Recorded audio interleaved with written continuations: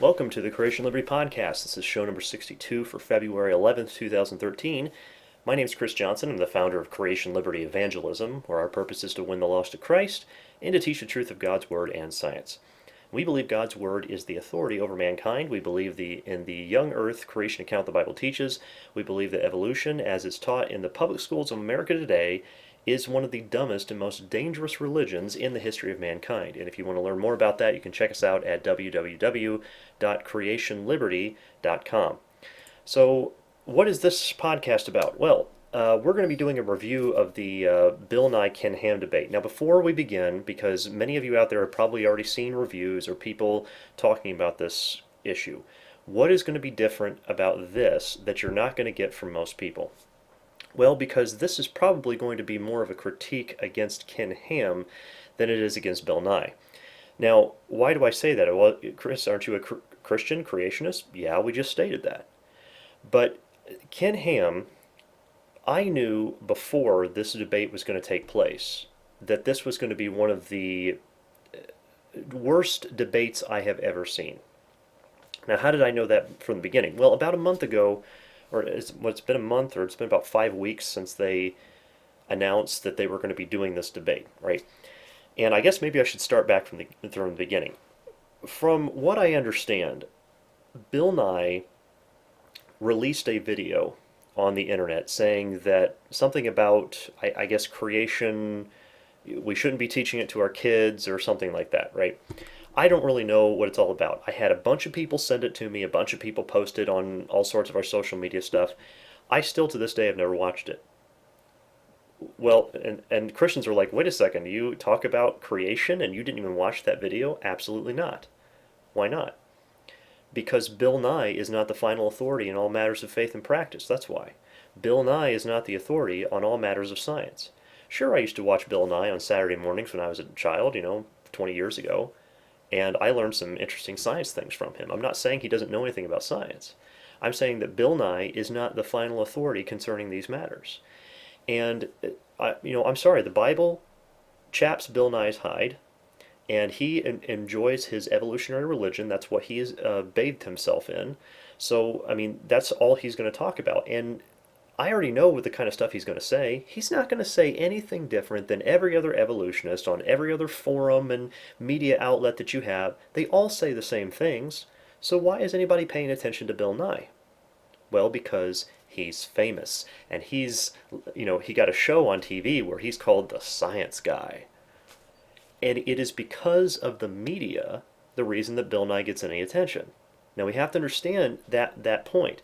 That's why Christians are in such an uproar, because he has a subtitle at the end of his name that he's famous for that has the word science in it, so therefore everybody has to give him a lot of attention. Well, not me. I don't care what title he has. It's irrelevant to me. Now, on top of that, what's his name? Ken Ham. Sorry, his name left my brain for a second. Ken Ham, he proceeds to make a counter video. I will tell you right up front, I have not watched that one either. Why? Well, because people who were following us a long time ago, back when they released that stuff, I told them I didn't watch any of it. And I explained to them why. I said, all this is Ken Ham, he is more looking for publicity, and he's more of a marketer than he is a minister. Now, some people are going to get really upset by me saying that, and I'm sorry, but I'm going to call it as I see it. Ken Ham, based on things that I have personally seen and others who have been involved with his organization have witnessed, is that he is more a marketer, more a businessman. He's those things first and a minister second. I'm not saying that he's never provided any good answers and he's not developed any good material or anything like that. I'm saying that he is a businessman first and a minister second. Let's get that point across. So when somebody like Bill Nye, who's going to get national media recognition, makes a video like that, Ken Ham has to make a counter video. Why? Because it increases his publicity. Okay? Now, Ken Ham will never admit this. But I guarantee you that's exactly why he's doing it, because there's many evolutionists that have come out and made all sorts of statements like that. But why did he focus in on Bill Nye? Because Bill Nye has the media attention that Ken Ham wants. He's got that focus. Now listen, if you're going at, if as a Christian, if you're trying to use the mainstream media to get your message across, you are playing on the wrong battlefield. Okay? You're not going to get people to listen to you through the mainstream media. And the mainstream media would never have documented this debate if they didn't think that Ken Ham was going to seriously trip up on what he was saying. Now, these are things that was going through my head before I even heard about them having this debate. Now, when they finally posted the debate, somebody had posted on our Facebook group, and I responded. And those of you in our Facebook group know I made predictions of what was going to happen with this debate. 90% of my predictions were correct.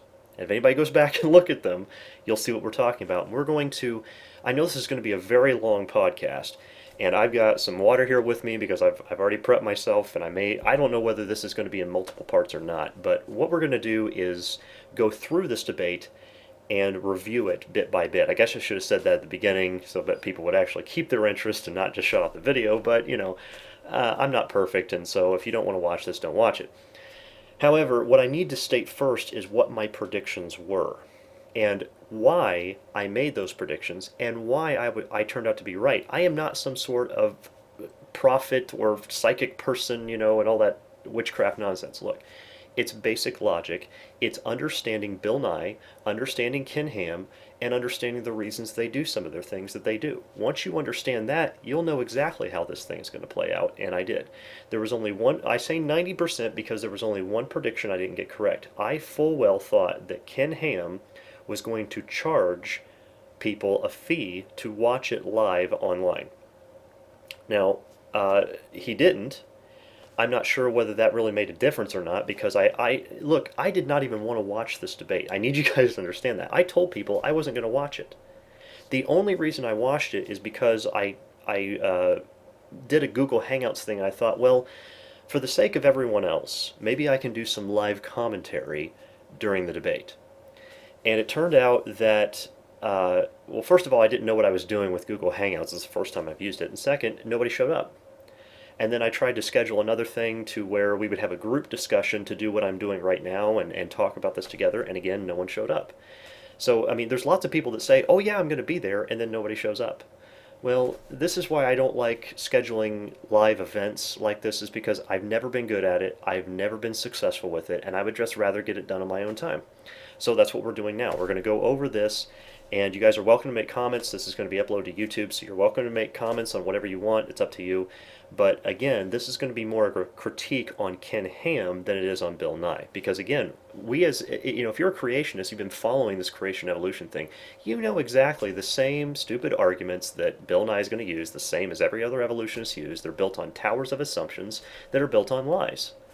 And it's, for the most part, that's what evolution is. So, and he made the same arguments that I've already answered on our website. We've answered many times. And that what he presented there was not real science, it was religious speculation. But Ken Ham did not point out any of that. And I'm going to, let me share with you first some of the predictions I made, then we'll go over some of this. So the prediction, the first thing I said he was going to do, he was going to turn this into a publicity stunt. That's what the whole thing was going to be.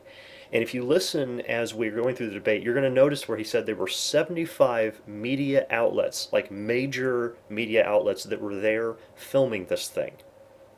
Okay, I said it was going to be a publicity stunt when they first started.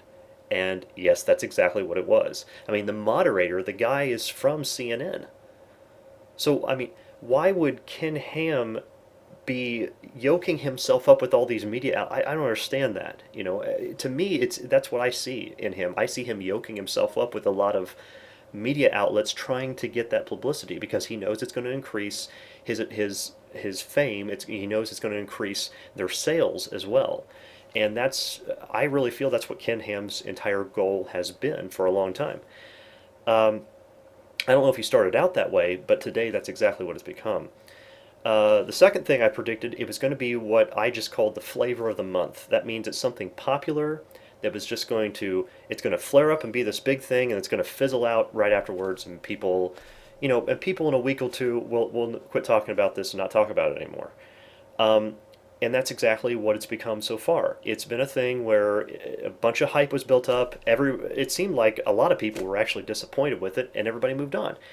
Well, that's what I said it would be. It's just the flavor of the month. It's just the thing that happens to be, and then 6 months later, there's going to be some other debate between two famous people, and then that's going to be talked about everywhere. It's just a media publicity PR kind of thing, and there's no point in it whatsoever. I knew there wasn't going to be an actual something accomplished from this. The third thing, I said it was going to be a moneymaker for Ken Ham. Of course it is, because let's say he sells 50,000 DVDs. I mean, already if you go to just the YouTube video alone, there's 1.5 million views. Do you think he might sell 50,000 DVDs? Yeah, that's pretty reasonable. I'd say that's fair that they would sell 50,000 of them. You realize he makes $1 million gross by printing those out. You know how cheap it is to make DVDs in mass anymore? Is incredibly cheap, especially when I guarantee they have their own printing, production stuff to get their, all the printing for their DVD covers and all this. And I'm sure they'll have a bunch of special offers from Ken Ham and all sorts of stuff in there with it. That's just the DVD sales for that alone, let alone the online, the video and audio downloads, which you have to pay for. As far as what it said on the website, what I'm going to be playing here on YouTube is only going to be available for a time. That's why I wanted to get this done as soon as possible, so that way we could hear the debate, and we could have a recording on here where you can analyze what's going on here. Because I think what they're going to do is take this video down eventually, and then you have to pay for it. Because that's how Ken Ham operates. You don't watch stuff for free and get stuff for free. You got to pay for everything, and that's unfortunately, what a lot of ministries today are doing. They're turning their ministries into a shopping mall rather than something godly edifying. And if you want godly edification, well, you got to open up your wallet first. That's the way they do it. Even though Proverbs 23:23 says, "Buy the truth and sell it not." Okay, well, let's just ignore that and move on. That's what they want to do. So the fourth thing I predicted, I said this was going to be a terrible debate topic that was going to accomplish nothing and was going to put Ken Ham in a compromising position. And that's what we're going to find out. We're going to discuss that in just a moment, because it really was. The fifth thing I predicted was that Ken Ham would go off topic. He would start talking about other issues instead of staying on topic, and that I predicted that Bill Nye was going to call him out on that issue, and that is exactly what happened during the debate. And the final thing I predicted that it would be a complete waste of time, and this debate of the decade was a bunch of nonsense, because that's what Ken Ham advertised it as, was the debate of the decade, and it's complete nonsense. That means nothing. And I knew that was a load of bull hockey. As soon as I heard that, I said, no, no, no, no, that's not going to be the case. So, why was it a waste of time? Let's discuss that first, and I'm just going to talk about a couple points here I want to bring up to you guys, and then we're going to go into the debate, okay? I won't take too much longer. We'll do that. But I do want to make mention of this first, so you can see what I was predicting before we go into the debate. And again, I predicted this stuff 4 weeks before the debate even happened. And you could tell based on what he did. Number one here, the law was not presented. Now, what do I mean by that? Well, Galatians chapter 3, if you read carefully, and I document a lot of this stuff on my website, I've written things, and we've done Bible studies that you can download on our audio page. If you go to creationliberty.com, click on audio, there's stuff that you can download. We've talked about this kind of issue. In Galatians chapter 3, it explains very clearly how people come to Christ. How are they converted? Are they converted based on their intellect? No. Are they converted based on science? That's not what the Bible says. The Bible says they are converted by the hearing of the law. That means when it says the law, in Galatians 3:24, it says the law is the schoolmaster which brings us unto Christ, that we may be justified by faith. It does not say that science is the schoolmaster which brings us unto Christ, that we may be justified by our own brains. That's not what that says. It is we have faith in Jesus Christ because we are guilty of his law. It's to show us our guilt so that way we can come to repentance. Ken Ham never presented the law. Not once. I was praying before the debate that he would present the law. that God would convict him of that, and he didn't do it. So God obviously said, no, I'm not going to convict him on that. And I think part of the reason for that, and I understood God saying no to that request, because it's going to, for any Christian that really has a discerning spirit, you're going to be able to see the fallacies of Ken Ham in this. And the problem with going into a mainstream like taking your ministry and putting it out into the mainstream like that. Of course, he's 501c3 incorporated, and they don't use a King James Bible, and there's a whole bunch of other, a slew of other stuff. They celebrate pagan rituals and all sorts of stuff they do in Answers in Genesis with Ken Ham. So there's a lot of problems there, and he's doing a lot of things that are blinding him from what needs to be done. That's why I said it was a waste of time, and I knew Ken Ham was not the proper person to put in this debate, which I think is the only reason Bill Nye was willing to do it, because he knew Ken Ham wouldn't do a very good job. There are other people like Kent Hovind, that a lot of these guys would never go to debate him whatsoever, because he would embarrass them in front of people. Ken Ham, you're going to find out, and as we cover this debate, you're going to see where Ken Ham did not answer a lot of the things that Bill Nye was asking him to answer. And I actually agree with Bill Nye on a lot of it when he says, look, you haven't answered this, you haven't answered this, and it's true. Ken Ham didn't take any time to do it. Now, on top of that, and I guess maybe I might be getting a little bit ahead of myself, but I wanted to, well, yeah, let's I made a few notes here before we can continue. Let's go to the topic of the debate. It is entitled, "Is Creation a Viable Model of Origins in Today's Modern Scientific Era?" Okay, again, one more time, listen to this carefully. Is creation a viable model of origins in today's modern scientific era? The second I read that debate topic, that is when I knew this entire debate was useless. It was going to be a flop, and Ken Ham was going to just absolutely embarrass himself. Now, how did I know that 4 weeks ago? Let me explain this.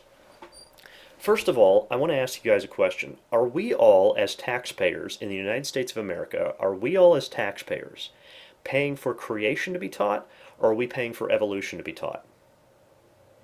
Obviously, we're paying for evolution. Evolution is what's plaguing the textbooks of our schools. We are paying for those textbooks. All of us are paying property taxes. We're paying property taxes for the teacher salaries, for the school buildings. We're paying all this stuff. I don't even have, it's an unconstitutional tax, really, the property tax, because it's not apportioned properly. I'm not getting back what I'm paying into it. I've been paying property taxes since I was 18 years old, and here we have, all this money is going out to teach evolution to everyone else's kids, and I'm paying for that. Why should I have to pay for anyone else's education, first of all? And second of all, why would I have to pay for Bill Nye's religion to be taught at my expense? So what Bill Nye needs to do is come forward and give a justification for his religious beliefs if we're going to be teaching his religion. He says, well, we shouldn't have religion in schools. Okay, well, if we can't teach my religion in school, we're not going to teach your religion in school either. That's what I would say to Bill Nye. But the point is, that's why we ought to be fighting the lies and fighting against evolution, okay? Because really the lies of evolution is where it has to focus on, but that's another topic. I'm not going to get into that right now. The point is that evolution is the one we're all paying for. So why is Ken Ham standing up to defend creation? We don't need to defend creation. We're not charging, everybody's not paying taxes for the creation model. So when he says, is creation a viable model, what creation are you talking about? Are you talking about Hindu creation? Are you talking about Islamic creation? Are you talking about Scientology creation? There are many people that have a creation model. So he's, even in this title, he's not being specific enough. And then when he says, is creation a viable model of origins in today's modern scientific era, what he's doing is asking, hey, modern scientific people, is our creation model acceptable to you? Is it okay for you?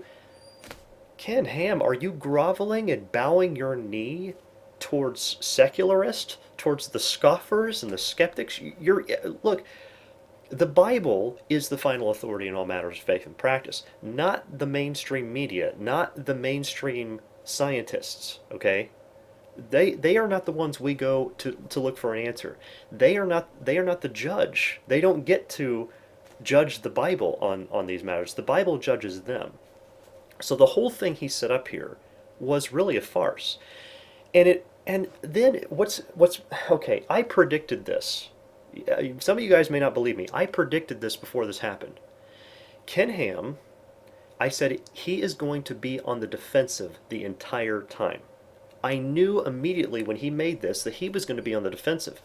So at the beginning of the debate, and you're going to see this in just a few minutes here when we start this, they did a coin toss, right? They flipped the coin. Ken Ham won the coin toss. Now he's got a topic that puts him on the defensive, and he opts to go first. I about fell out of my chair when I heard that. They started, I said, he can't be that ignorant of what's happening, can he? Is that possible? Later on, as we'll find out, I think he honestly did that on purpose so he wouldn't have to answer very many questions. You see, if he goes first, he doesn't have to respond to things as much. And I think that was part of his strategy. I think he wanted to go first on that issue. But the entire thing, based on the way he set that up, he definitely should have gone second. It would have been if you're going to answer questions, it would have been to your advantage to go second, but he didn't do that. And that was absolutely ridiculous. But I think he did it on purpose so Ken Ham could avoid having to answer anything from Bill Nye. And that is crazy to me.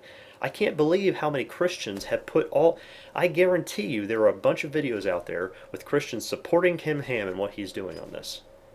And I didn't support him one bit. I said this is just going to be a complete, just a show.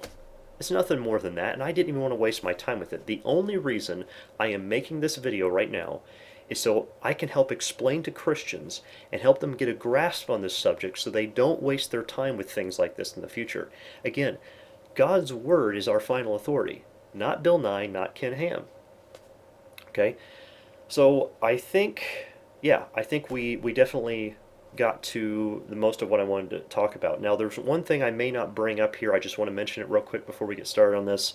And that there's an article, if you type in the word court, C-O-U-R-T, into the search engine on our website. In fact, I'm going to do it right now just so I can show you what I'm talking about. Type this in, and there's an article called "Did U.S. Courts Ban Creation?"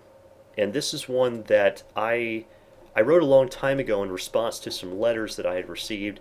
Almost nobody saw this article. I try to show people. I don't think very many people read it so they can understand it. But this is trying to teach Christians why it is so important not to fight the battles the mainstream media is trying to tell you to fight, or the battles that people like Ken Ham, who is mainstream, okay, is trying to tell you to fight. Because Ken Ham is not the face of creation. Ken Ham is not the face of Christianity. He's not the final authority. Okay, God's Word is. And so what we ought to be doing by God's Word is fighting lies in our public school classrooms, fighting lies in textbooks, fighting lies in mainstream media. Okay, coming out and telling the truth. That's our job as Christians, is to be children of light and to tell the truth. The problem is, though, many Christians are getting off track, they're getting sidetracked, trying to fight these little battles of let's get evolution out of schools, or get creation into schools, or get both out, or put both in, or something along those lines. None of that's going to work. None of it. The only thing that's going to work is to fight the lies. And that article will explain a lot more to that. I don't think I'm going to go too much into that. I might later if the topic comes up, but we'll see. Anyway, what we're going to do is we're going to listen to some of this, and I hope this comes in through properly on this recording. And we're going to pause it at certain points, and I'm going to make comments as we go through this. So yeah, this will take a little while since the debate lasts a long time, but hopefully you guys will. If you can't go through the whole thing, you might have to pause it, come back to it later. I might split it into a couple parts so it's not too overbearing to you. So let's begin here. Good evening. I'm pleased to welcome you to Legacy Hall of the Creation Museum in northern Kentucky in the metropolitan area of Cincinnati. I'm Tom Foreman from CNN, and I'm pleased to be tonight's moderator for this evolution versus creation debate. This is a very old question. Where did we come from? My answer is from Washington this morning by airplane.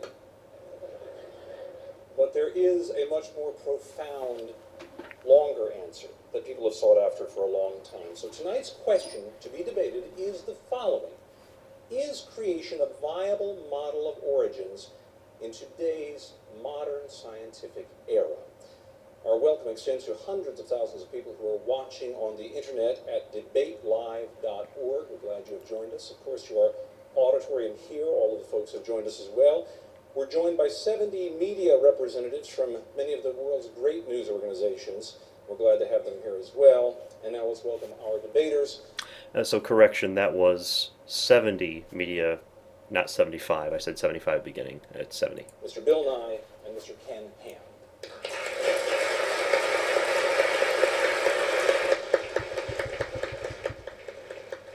Just turning it down for a moment so we don't have to listen to them. The applause thing, I kind of see that as a worship of people. I don't even like that.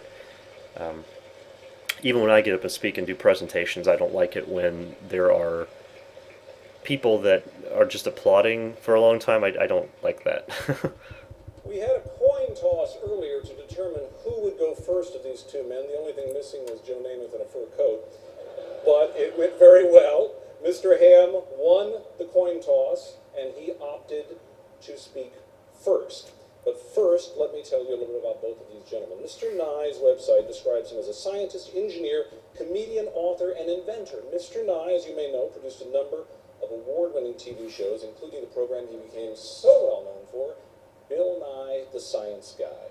While working on the Science Guy show, Mr. Nye won 7 national... Okay, this is blah blah blah. I'm just going to turn it down here while he's going through these. He's just introducing the speakers and just talking about all their credentials and everything like that, and says, oh, how qualified are they to talk about this issue? Well, again, when it's about creation being a viable model, I mean, anybody can talk about this issue. It's not really, you don't have to really be that qualified to discuss this.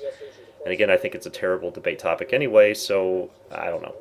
Now, the one interesting thing is there, if I remember right, now I've only seen this once before doing this this podcast, but I believe Ken Ham, I thought he said on here, he'd only done one other debate before. I didn't know that. Ham is the president and co-founder of Answers in Genesis, a Bible-defending organization that upholds the authority of the Scriptures from the very first verse. Mr. Ham is the man behind the popular high-tech Creation Museum where we're holding this debate. The museum has had 2 million visitors in 6 years and has attracted much of the world's media. The Answers in Genesis website is well trafficked with 2 million visitors alone last month. Mr. Ham is also a best-selling author, a much-in-demand speaker, and the host of a daily radio feature carried on 700-plus stations. This is his second public debate on evolution and creation. Second. The first was at Harvard in the 1990s. Mr. Ham is a native of Australia. So you have to understand, he's only done one debate before, and it was, what, 20 years ago? And this is supposed to be the debate of the decade? I don't think so. That's true. Now, Mr. Ham, you opted to go first, so you will be first with your 5-minute opening statement. Well, good evening.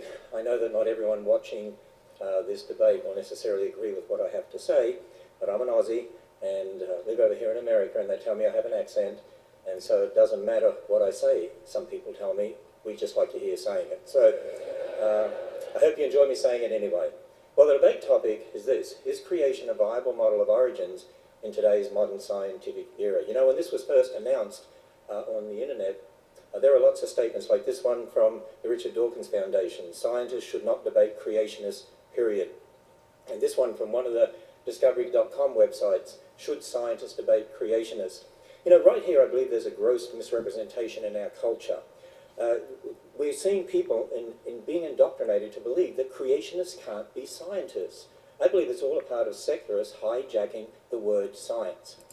Okay, now again, even with his introduction here, I believe he's off topic. It's not about whether a creationist can be a scientist. That's not the debate topic. We're looking at, is the creation model, is a creation a viable model of origins? That's what's talked about in the scientific area. This said nothing about, is creation science? It says, is it a viable model of origins? And that topic was not discussed by Ken Ham very much at all. And we're going to find that out in just a moment. I want you to meet a modern day scientist who is a biblical creationist. My name is Stuart Burgess. Now, so let's stop right here. Ken Ham does this repeatedly. Bill Nye is not debating Stuart Burgess. He's not debating any of the other people, because Ken Ham does this repeatedly. He puts on this video of some guy saying, well, I'm an engineer, or I'm a biochemist, or I'm something like that, right? They got their PhD in whatever. And first of all, there's tons of people who believe in creation. There's thousands of them that believe in creation, have legitimate PhDs, do scientific research. There's tons of them out there. But the problem is that this is not what the debate's about. And Bill Nye is not debating these men, he's debating Ken Ham. So when Ken Ham says, oh, this guy over here, he's a creationist and he does work, that is not the debate topic. The topic is creation a viable model of origins? I expected Ken Ham to open up and explain the biblical model. And I hate to have to do this, because some people don't like me talking about Kent Hovind that much, and I probably have to reference back to him a lot because I've seen a lot of his debates, and I believe Kent Hovind does a better job than anybody else I've seen so far. The first thing, the first thing Kent Hovind does, he opens up, and it makes sense. He opens up and he says, here is the creation model, here's an overview of the evolution model, so we can see the difference between the two and do comparison and contrast. But that's not what Ken Ham does. He opens it up trying to justify himself, saying, see, all these people have degrees and they believe in creation. So what? Nothing to do with the debate topic. I'm a professor of engineering design at Bristol University in the UK. My name is Stuart Burgess. I'm a professor of engineering design at Bristol University in the UK. I have published over 130 scientific papers on the science of design in engineering and biological systems. From my research work, I have found that scientific evidence fully supports creationism as the best explanation to origins. Okay, so basically what he's doing now by this guy's testimony is now it would be an argument from majority opinion. So he's like, well, here's a bunch of people that say, yes, creation is a viable means of, or it's a viable model of origins. But majority opinion is not how we determine truth. And Ken Ham, that's why I said I'm going to be more critical of Ken Ham than I am Bill Nye. We all know Bill Nye's going to say something stupid. He's going to, start preaching from his religious pulpit, about his evolution religion. But Ken Ham, we're expecting more out of because he's a Christian. And this is ridiculous that he's starting this out this way. And he probably got advised to do this. And I have to admit, the people that you're going to see here, even when he has like art, these pictures that he puts up from his slides. He has some amazing artists doing some fantastic caricatures. But what a flashy presentation or how good of caricatures you have in your presentation is not a determining factor of truth. He didn't cover the topic at hand. And so let me keep playing this so we can hear more. I've also designed major parts of spacecraft launched by ESA and NASA. So here's a biblical creationist who's a scientist who's also an inventor. And I want young people to understand that. The problem, I believe, is this. We need to define terms correctly. We need to define creation, evolution in regard to origins, and we need to define science. And in this opening statement, I want to concentrate on dealing with the word science. I believe the word science has been hijacked by secularists. Now, what is science? Well, the origin of the word comes from the classical Latin scientia, which means to know.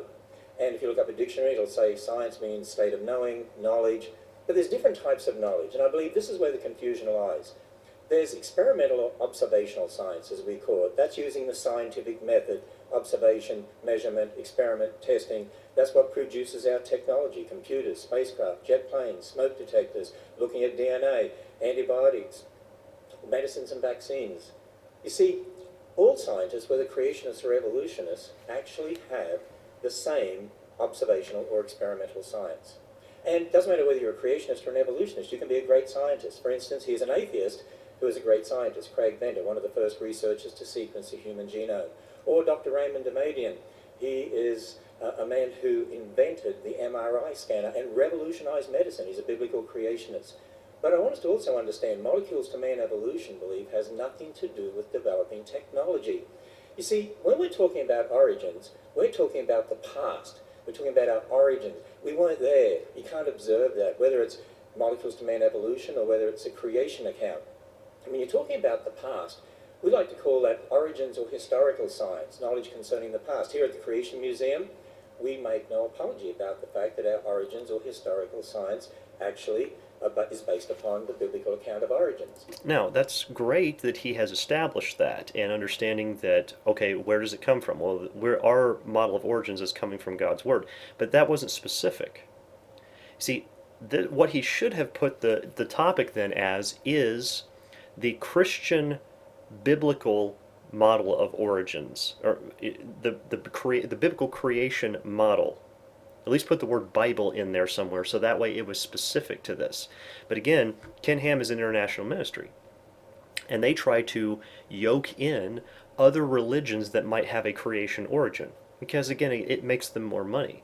You'd be surprised how often, I've looked up on their website, they might say a couple things here and there, but they are very careful not to speak out against Catholicism or the Pope or anything like that. Why? Even though it's a completely heresy, false religion that's leading people to hell, but he won't at all speak out against it. Why not? Because it makes him money. He knows that Catholics purchase his materials, they visit his museum, and so he won't say anything about it.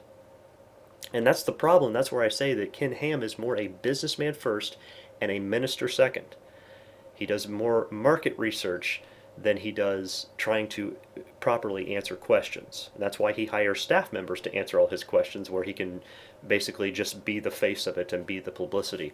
And I don't buy into that at all. Now, when you research science textbooks being used in public schools, what we found is this. By and large, their origins or historical science is based upon man's ideas about the past, for instance, the ideas of Darwin. And our researchers found... Now, I want to pause here and do compliment him that he did do that. He did explain this part well. He said there is a difference between observational science and historical science. Or what I have said in the past, I said there's observation, like what we can see today. There's observational science, and there is historical evidence. And the problem is that, and he's right, what people do, and generally evolutionists like to do, they mix together observational evidence with historical evidence. They try to mix them in and say they're one and the same, and you determine them basically in the same ways. That's the way their arguments are laid out. The problem is that's not true in the least. Historical evidence is interpreted and analyzed completely separate from from observational evidence. So what we do is we look at observation. That's everything we're seeing around us today.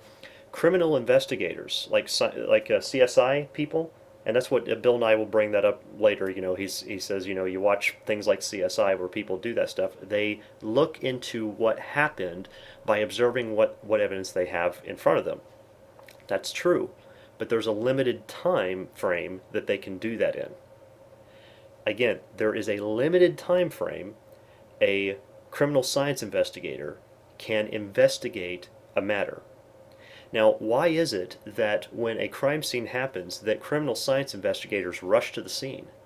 Because as soon as the crime happens, the evidence is automatically deteriorating. And over time, if it deteriorates too much, they won't have any evidence to investigate.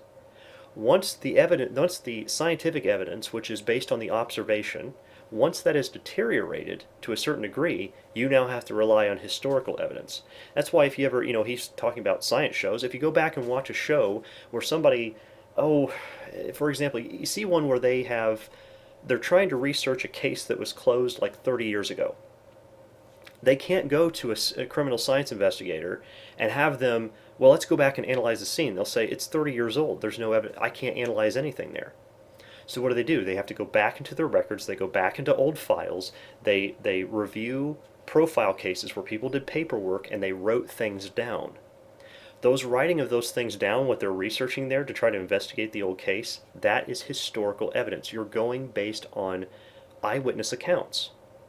Now the problem with evolution is that it has no historical evidence. None. With creation, the biblical Christian God of the Bible, the biblical model of creation has historical evidence. And that's what Ken Ham is trying to explain here. I think he did it in a roundabout way. I think he didn't explain it as simplistically as he could on there so that the average person could understand it. And that's why when some of I did have 2 or 3 people who were watching with me, they were even saying, I'm having a hard time understanding Ken Ham. Well, I said, because they said, why didn't he say this and this? And I said, he did say what you're talking about, but the problem is he went about it in a roundabout way. And so you need the right kind of people. Ken Ham, I've never found his teachings that fantastic. He has some good ones. He has some ways that he explains some things in a very simplistic manner, and there are some things he does that are pretty good. However, a lot of his stuff I just don't care for that much because he doesn't explain it in a way the average person can understand. Now, the average person can understand what I'm talking about there, whereas, you're looking at, the CSI people go in the scene and look at something that's scientific observation, and then you got people that are going and looking at old paperwork like that. That's historical evidence. So that's historical science, basically, that's what he's trying to explain there. So let's continue, and we'll pause later and talk about some more. That public school textbooks are using the same word science for observational science and historical science. They arbitrarily define science as naturalism and outlaw the supernatural. They present molecules to man evolution as fact. They are imposing, I believe, the religion of naturalism or atheism on generations of students. You see, I assert that the word science has been hijacked by secularists in teaching evolution to force the religion of naturalism on generations of kids. Now, why do I have a problem with this? Because I do. Some of you might be thinking, Chris, why would you have a problem with that? They are hijacking the word science. No. What they're really hijacking is the word religion. And you're like, wait a second, how does that work? Well, the problem is that science means to know. And they know that. I mean, the evolutionists are aware of what the word science means. All right, it means to know, or a more expanded definition would be knowledge gained by observation or experimentation. They know that. The problem is that what they're doing is trying to get people to believe that what they believe in is part of science. Okay, so they're not hijacking the word science. What they're really doing is hijacking the word religion, and they're throwing the word religion into a ditch somewhere and trying to hide it from people. That is what really irritates and upsets the evolutionists the most, is when you call it a religion. Which is what Ken Ham is not coming out and doing. He's not saying, look, Bill Nye is just as religious as the next person. He'll call what we're doing a religion. Well, he's just religious as we are. His beliefs are in something entirely different. So the problem I have with that is that he's focusing on the scientific aspects, when the problem is that evolution is not part of science. Evolution is religion. That's why you'll see when I do presentations, I focus on the fact that evolution is a religion, and to try to get people unbrainwashed to think and thinking that it's science somehow, when it's all built on assumptions, it's all built on speculation, not actual scientific investigation. Secular evolutionists teach that all life developed by natural processes from some primordial form, that man is just an evolved animal, which has great bearing on how we view life and death. For instance, as Bill states, It's very hard to accept for many of us that when you die, it's over.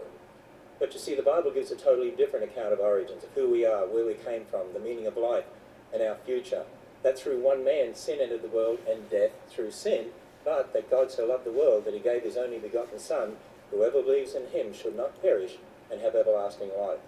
So, is creation a viable model of origins in today's modern scientific era? I say the creation-evolution debate is a conflict between two philosophical worldviews based on two different accounts of origins or science beliefs. Stop right there.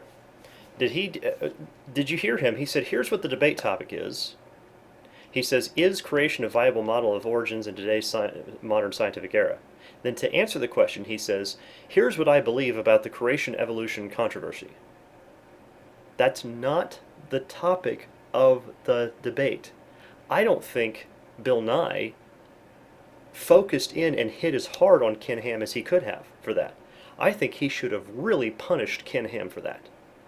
Because hopefully to wake people, to shake these Christians out of their mainstream media brainwashing that Ken Ham has put him, that he's somehow everything he says is right, because what he's doing, he keeps going around the debate topic. Here's the debate topic, and here's Ken Ham, bouncing around, and all these. It's kind of like, it's called beating around the bush. We're trying to get to the point, and later, that's the one thing I have to commend Bill Nye on. At least he was getting to the point, for the most part. Now, a lot of what he was doing was explaining his evolutionary ideas. But what he was trying to do is say, okay, here is the evidence I am using to say that your model of creation is not viable in today's modern scientific era. So at least Bill Nye was on topic. His answers were ridiculous, and we'll get to those in a minute, and I'll explain each one as we go through it. But still, Ken Ham is not doing anything. So he hasn't actually addressed the topic so far. I'm waiting for him to start doing it. And creation is the only viable model of historical science confirmed by observational science in today's modern scientific era. That is time. I have the unenviable job of being the timekeeper here. So I'm like the referee in football that you don't like, but I will periodically, if either one of our debaters runs over on anything, I will stop them in the name of keeping it fair for all. Mr. Ham, thank you for your comments. Now it's Mr. Nye's turn for a 5-minute opening statement. Mr. Nye. Thank you. It's a pleasure to be here. I very much appreciate you including me in your facility here. Now, looking around the room, I think I see just one bow tie. Is that right? Just one. I'm telling you, once you try. Oh, yes, two. That's great. I started wearing bow ties when I was young in high school. My father showed me how. His father showed him. And there's a story associated with this, which I find remarkable. My grandfather was in the Rotary, and he attended a convention in Philadelphia. And even in those days, at the turn of the last century, people rented tuxedos. And the tuxedo came with a bow tie, untied bow tie. So he didn't know how to tie it, so wasn't sure what to do. He just took a chance. He went to the hotel room next door, knocked on the door, excuse me, can you help me tie my tie? And the guy said, sure, lie down on the bed. So my grandfather, wanted to have the tie on, wasn't sure what he was getting into, so he is said to have lain on the bed, and the guy tied a perfect bow tie knot, and quite recently my grandfather said, well, thank you, why'd I have to lie down on the bed? The guy said, I'm an undertaker. It's really the only way I know how to do it. Now that story was presented to me as a true story. It may or may not be. But it gives you something to think about, and it's certainly something to remember. So here tonight, we're going to have two stories, and we can compare Mr. Ham's story to a story from what I will call the outside, from mainstream science. The question tonight is, does Ken Ham's creation model hold up? Is it viable? I want to point out here, I'm sorry to pause this again, but I want to point out here that if you're actually watching this video through, you'll notice that Ken Ham doesn't hardly take any notes. He does some, and you'll see that later, but even for these opening comments, he's taking no notes. He's definitely not arranging anything. He doesn't have any slides prepared for to respond, to answer any questions or anything like that. He might take a couple notes, but for the most part, he doesn't write anything down whatsoever. To me, for me, if I was in a debate, I'd be writing tons of stuff down, and I'd be, picking and choosing what I was going to talk about and that kind of thing. I would be almost constantly working on something. And again, like I said, I bring up Kent Hovind. He used to sit, and he was constantly working. He was taking slide presentations to answer certain questions and respond to things properly. He was doing all that during his debates. But Ken Ham, none of that. And that would kind of give evidence to the fact that this is only his second debate, official public debate he's ever done. So let me ask you all, what would you be doing if you weren't here tonight? That's right, you'd be home watching CSI. CSI Petersburg. Is that coming? I think it's coming. And on CSI, there is no distinction made between historical science and observational science. These are constructs unique to Mr. Ham. We don't normally have these anywhere in the world except here. That is not true. In fact, there are a lot of things that have to be done. Like, for example, the reason I'm familiar with CSI is because my mom loves that show. and she's seen a lot of those. And when I was younger, I used to watch it with her. As a Christian today, I don't watch TV hardly ever. Um, and the thing is, I mean, we don't even turn the TV on in our house. But with CSI, you'll notice that when they are doing investigation, yes, they're taking scientific things, yes, they're doing tests and that kind of thing, but they also have to talk to eyewitnesses. They also have to people who were there or people who saw things in order to verify their findings. They also have to go look up documentation. They have to do research into people's history. There's all sorts of correlating things that they need to verify what actually happened. They can't just take their scientific evidence seems to indicate some things, but they can't use that as absolutely yes. This is they don't take their presumptions. They don't take their what they assume to happen and just say, oh, well, I see this, so I assume this happened and that's it. They have to go get more correlating things along with it. And the problem with the evolutionists is that they have no historical evidence to correlate what they're doing with their scientific stuff. So what they do in place of the historical evidence, since they don't have it, they instead put their assumptions there. And so the assumptions become the real evidence, the real correlating evidence to prove what they're doing is true. So, for example, the uniformitarianism assumption. That's uniformitarianism is the way things are happening now or the way they've always been happening through long, slow, gradual processes. So that's the assumption that they make. They make the assumption that there's absolutely no catastrophes that would have messed up anything. That the continents we see today, that's the way it's always been throughout history, and it's just drifted just slightly to the way it is today. There's a lot of examples I could give on that. Now, that's why I'm kind of repeating myself, and I apologize I'm doing that. But I'm thinking of, should I give this example? Should I give that example? But then I remember, hey, Bill Nye later is going to bring up a lot of these examples, and we'll discuss them when we get further there. So just remember uniformitarianism as an assumption. That is the number one main key assumption that evolutionists in general make, and that's their real downfall. That's like their Achilles heel right there. Are their assumptions in uniformitarianism, and we'll see that shortly. Natural laws that applied in the past apply now. That's why they're natural laws. That's why we embrace them. That's how we made all these discoveries that enabled all this remarkable technology.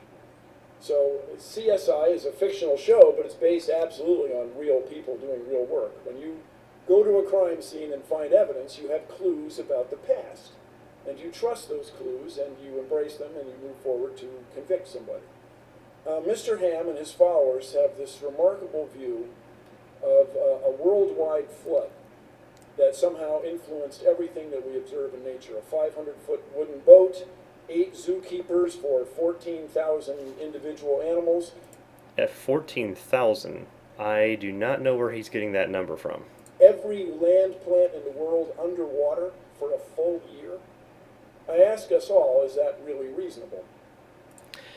Yeah, absolutely, it's reasonable, but I want to know where he's getting the number 14,000 from. I don't know if he pulled that off of Ken Ham's website, but you see, Ken Ham, take someone like me, for example, or someone like Kent Hovind, or someone, I don't know, I can name a few people, I'm not really sure if some others believe in some of these things, but like for example, a viable model of creation. See, Ken Ham's creation model, what he believes happened and all through creation, is not the same as the one I hold. For example, the ice canopy that some people believe in, I'm a person that holds to the ice canopy theory. Ken Ham all but shuns out and ostracizes anyone who says that there was one. Ken Ham believes that there wasn't one. However, there are a lot of things without that ice canopy that you cannot explain on a scientific level. And the Bible does indicate that there was water between outer space and the atmosphere, this water that was protecting the earth. So Ken Ham does not necessarily agree with a lot of things that other creationists seem to indicate. So, but Ken Ham, again, what he's done with Answers in Genesis is he has marketed his ministry to the point to where people say, well, if you disagree with Ken Ham, well, then you must be wrong. Like, Ken Ham becomes the face of all creation, and he's not. He's really not. So he disagrees with a lot of things. There's things that he doesn't have answers for. There's things that I could tell stories about. I mean, you take, for example, the the Noah's Ark thing out in Turkey with Ron Wyatt. I think Ron Wyatt. Yeah, it's WyattMuseum.com or .org, something like that. He's the one that claimed that he found where Noah's Ark was resting. And Ken Ham, what happened was that Ken Ham has basically shunned and ostracized Ron Wyatt stuff. They have, in the past, I don't think they do anymore on the website. In the past, they have blasted Ron Wyatt's wife, even after he was dead. I mean, that was a cheap shot. And I don't have it documented. I just remember reading that something about about 8 or 9 years ago. I remember reading that on their website. I think they've removed it because when I looked for it about a year or two ago, yeah, it was about 2 years ago, I looked for that and I couldn't find it on there. So I think they removed some of that. But his men, whether it was Ken Ham or not, I'm not sure. But Answers in Genesis, the people that he hired were blasting them on that, and I have heard that Ken Ham himself has done that. What happened is that Kent Hovind, him and Ron Wyatt were good friends, and they talked about some of these issues, and Ken Ham would bring things up. I realize this is a little strange for me to be doing this in middle of Bill Nye's segment here, but I think this is important for you to understand this. For the reason where he's, if Ken Ham is saying 14,000, that's not necessarily an absolute number here or based on any kind of research. It's just what Ken Ham might believe. I'm not sure whether it's on there or not. But just so you understand this, Ron Wyatt had done a lot of investigation over there for that. And Ken Hovind asked him some tough questions. He says, Ken Ham on Answers in Genesis said a lot of nasty things about you. And then also on top of that, he brought up some interesting points. And he says one of the points he brought up was that there's the ark where the resting place where it is. It's in like this tier, or it's a boat-shaped object. Excuse me. And he says Ken Ham points out there are 2 or 3 other boat-shaped objects exactly identical to that in that area. So Ken Hovind said, "Hey Ron, why do you say this is Noah's Ark when there's multiple objects shaped like that out there?" He goes, "Well, I'll tell you why." He says, "If you look at he gave him different reasons. Here's one of them. He said, if you took or basically, let's say you had a mudslide coming down a mountain, right? He says, if you had a rock that was sticking up out of the mudslide would actually form a teardrop shape with the tip of the teardrop pointing downward, down towards along with the mudslide, right? So it's going to be pointing down the mountain. But if something is sliding down the mountain through the mud, it's also going to form a teardrop shape, but it will be backwards. It'll form it with the tip going up. He says if you'll look at all these other boat-shaped objects, they all have the teardrop shape forming down, but if you look at the one I say is Noah's Ark, it has a teardrop shape pointing up, meaning it flowed down the mountain instead of the mountain flowing around it. And I remember Ken Owen talking about this. He said that was a really good answer, and I thought, yeah, the same thing. That was a really good answer. So what Kent Hovind did was based on, because Ron Wyatt answered all his questions, and Kent said they were really satisfactory answers. So what Kent did is he called up Ken Ham. He said, "I'll fly you." He says, "I'll pay your ticket. I will fly you from Australia over here if you'll come." I think Ron Wyatt's museum is in. Isn't it in Kentucky? Kentucky? I think it is in Kentucky, actually. I can't remember if it's Kentucky or Tennessee. It's close to where they did this debate at. He says, "I'll fly you, Ken Ham, personally. I'll pay your ticket, pay all your travel expenses, everything, if you will come out here and just sit and talk to Ron Wyatt for an hour." Ken Ham refused. This is the kind of thing, he tried everything he could to get Ken Ham to come and just sit down and talk to Ron Wyatt about some of this stuff, just to sort some of this out. Ken Ham refused because Ken Ham is right and everybody else is wrong. That is the way I have always seen Ken Ham present things in Answers in Genesis. And some of the people he has hired, same exact way. I have spoken with some of the PhDs he has hired in different seminars and stuff they've had over there. That is the attitude I see from these people. It's an attitude of, I'm right, and if you disagree with me, well, you're just crazy. And I'm sorry, but that's why a lot of people give Ken Ham like he is the answer to all things creation. And that's why he titles this thing, Is Creation a Viable Model? Because again, if it's not Ken Ham's creation model, then it's not science. That's the kind of attitude that comes out of Answers in Genesis, and that's why I didn't even want to watch this to begin with. So that's where this number 14,000, if he pulled that from Ken Ham's website, we don't know that that's the case.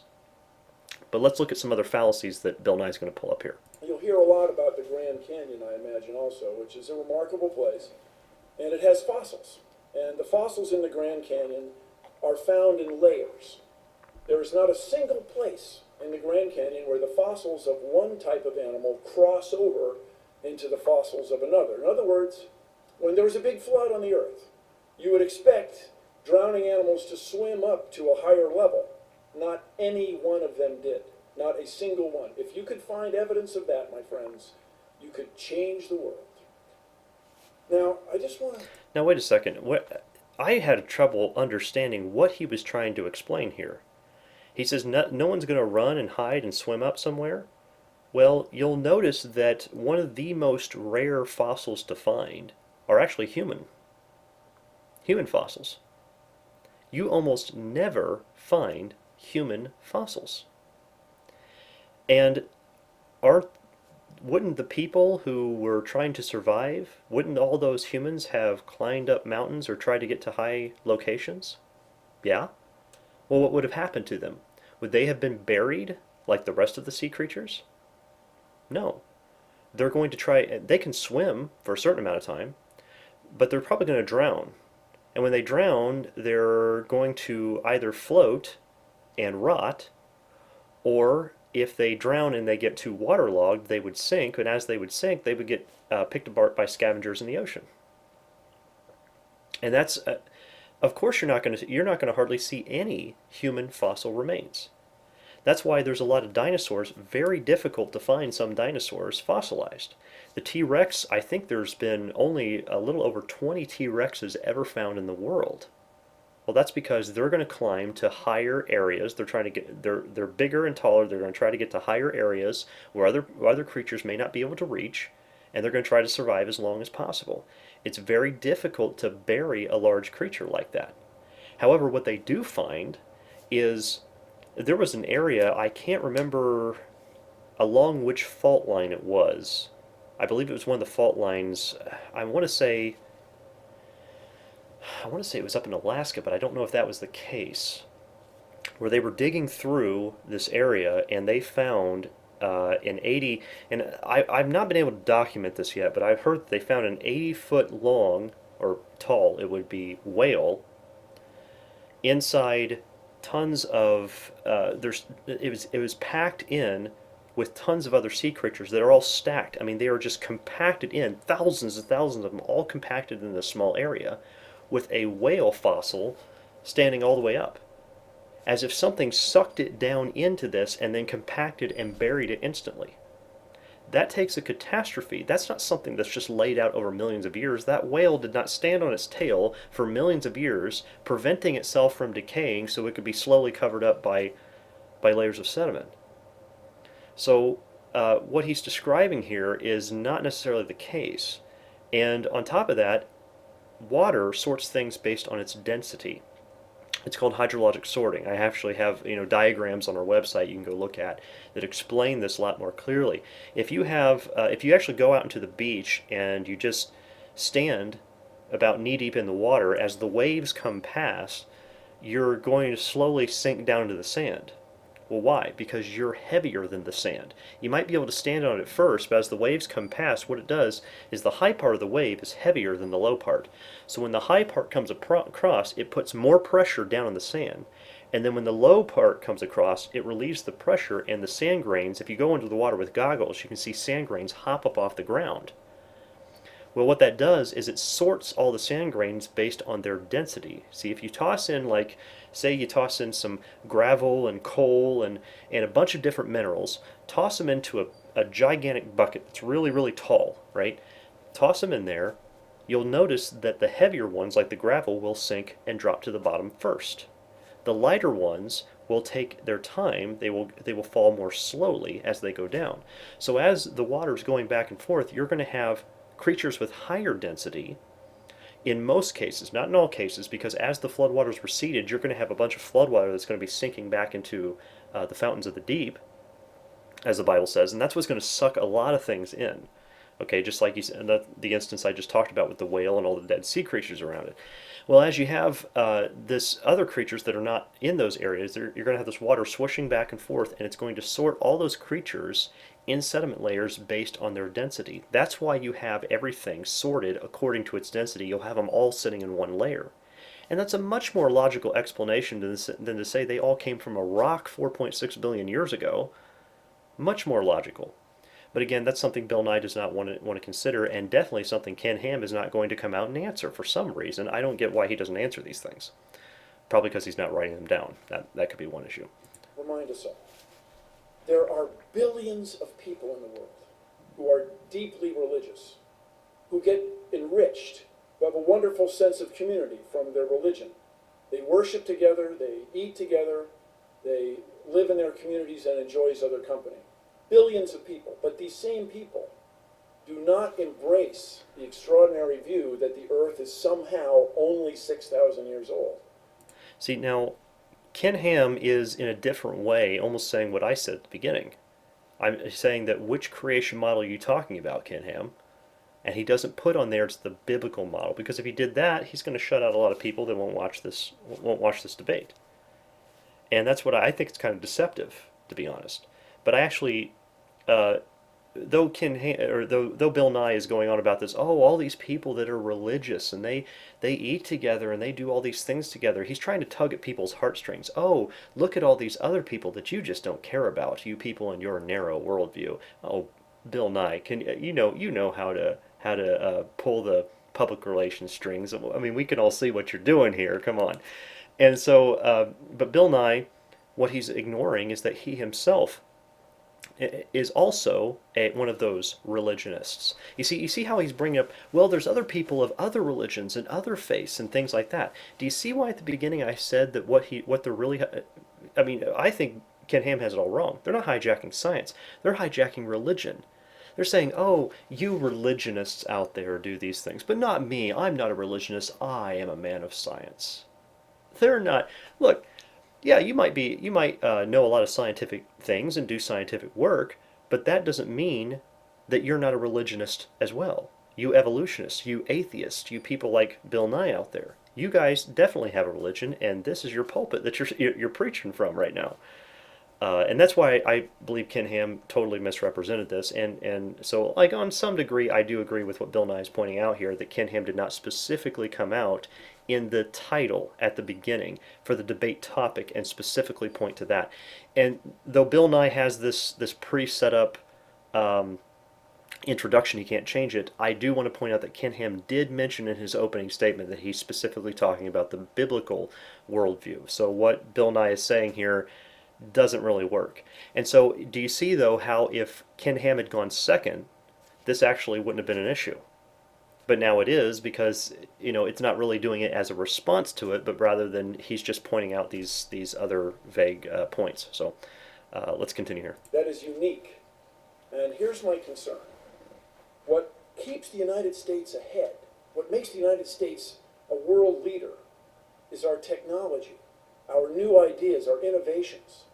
If we continue to eschew science, eschew the process, and try to divide science into observational science and historic science, we are not going to move forward. We will not embrace natural laws. We will not make discoveries. We will not invent and innovate and stay ahead. So if you ask me if Ken Ham's creation model is viable, I say no. It is absolutely not viable. So stay with us over the next period. And so what's the summation of Bill Nye saying that it's not that, and he's saying Ken Ham's creation model. Well, it's not about Ken Ham. Do you see how even Bill Nye is focusing on that? It's not about Ken Ham. It's not about Bill Nye. It's about the Word of God. So I'm going to take it as what he's saying. The reason he will not believe the biblical view of creation is because he is not convinced of Noah's flood. Well, that's what he just said in his opening statements, wasn't it? Yeah. He says this story is just not believable. Well, why not? And that's what I think he's going to get into some more specifics in a little bit, and we're going to discuss that in more detail. You can compare my evidence to his. Thank you all very much. Very nice start by both of our debaters here. And now each one will offer a 30-minute illustrated presentation to fully author their case for us to consider. Mr. Ham, you're up. 30 minutes. Did you have to do 30 minutes? Now here's my question. Why couldn't you have done each of them get 10 minutes and then start doing 10-minute rebuttals back and forth? That would have been a lot better. It would have been a lot more entertaining, and it would have gotten more to the point. But you see, Ken Ham agreed to this. Why? I don't think Ken Ham really wanted to answer Bill Nye at all. I don't think he had any intention to do so. And that's, I'm sorry, in a debate, that would be the first opportunity I would take, is trying to set up a debate format in order to respond to Bill Nye's specific points that he has on there and point out how he's basing all those on assumptions. However, even if, here's the problem though with what Ken Ham, if he even attempts to do that, he can't really fight evolution in his 30 minutes that he's going to have here. He can't do it. Why not? Because if he does, he's off topic.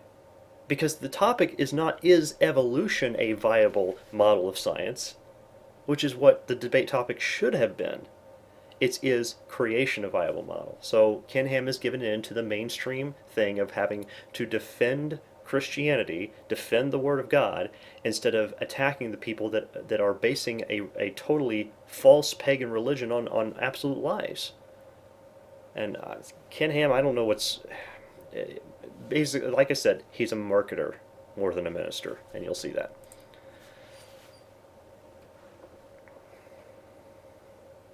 He's getting set up here.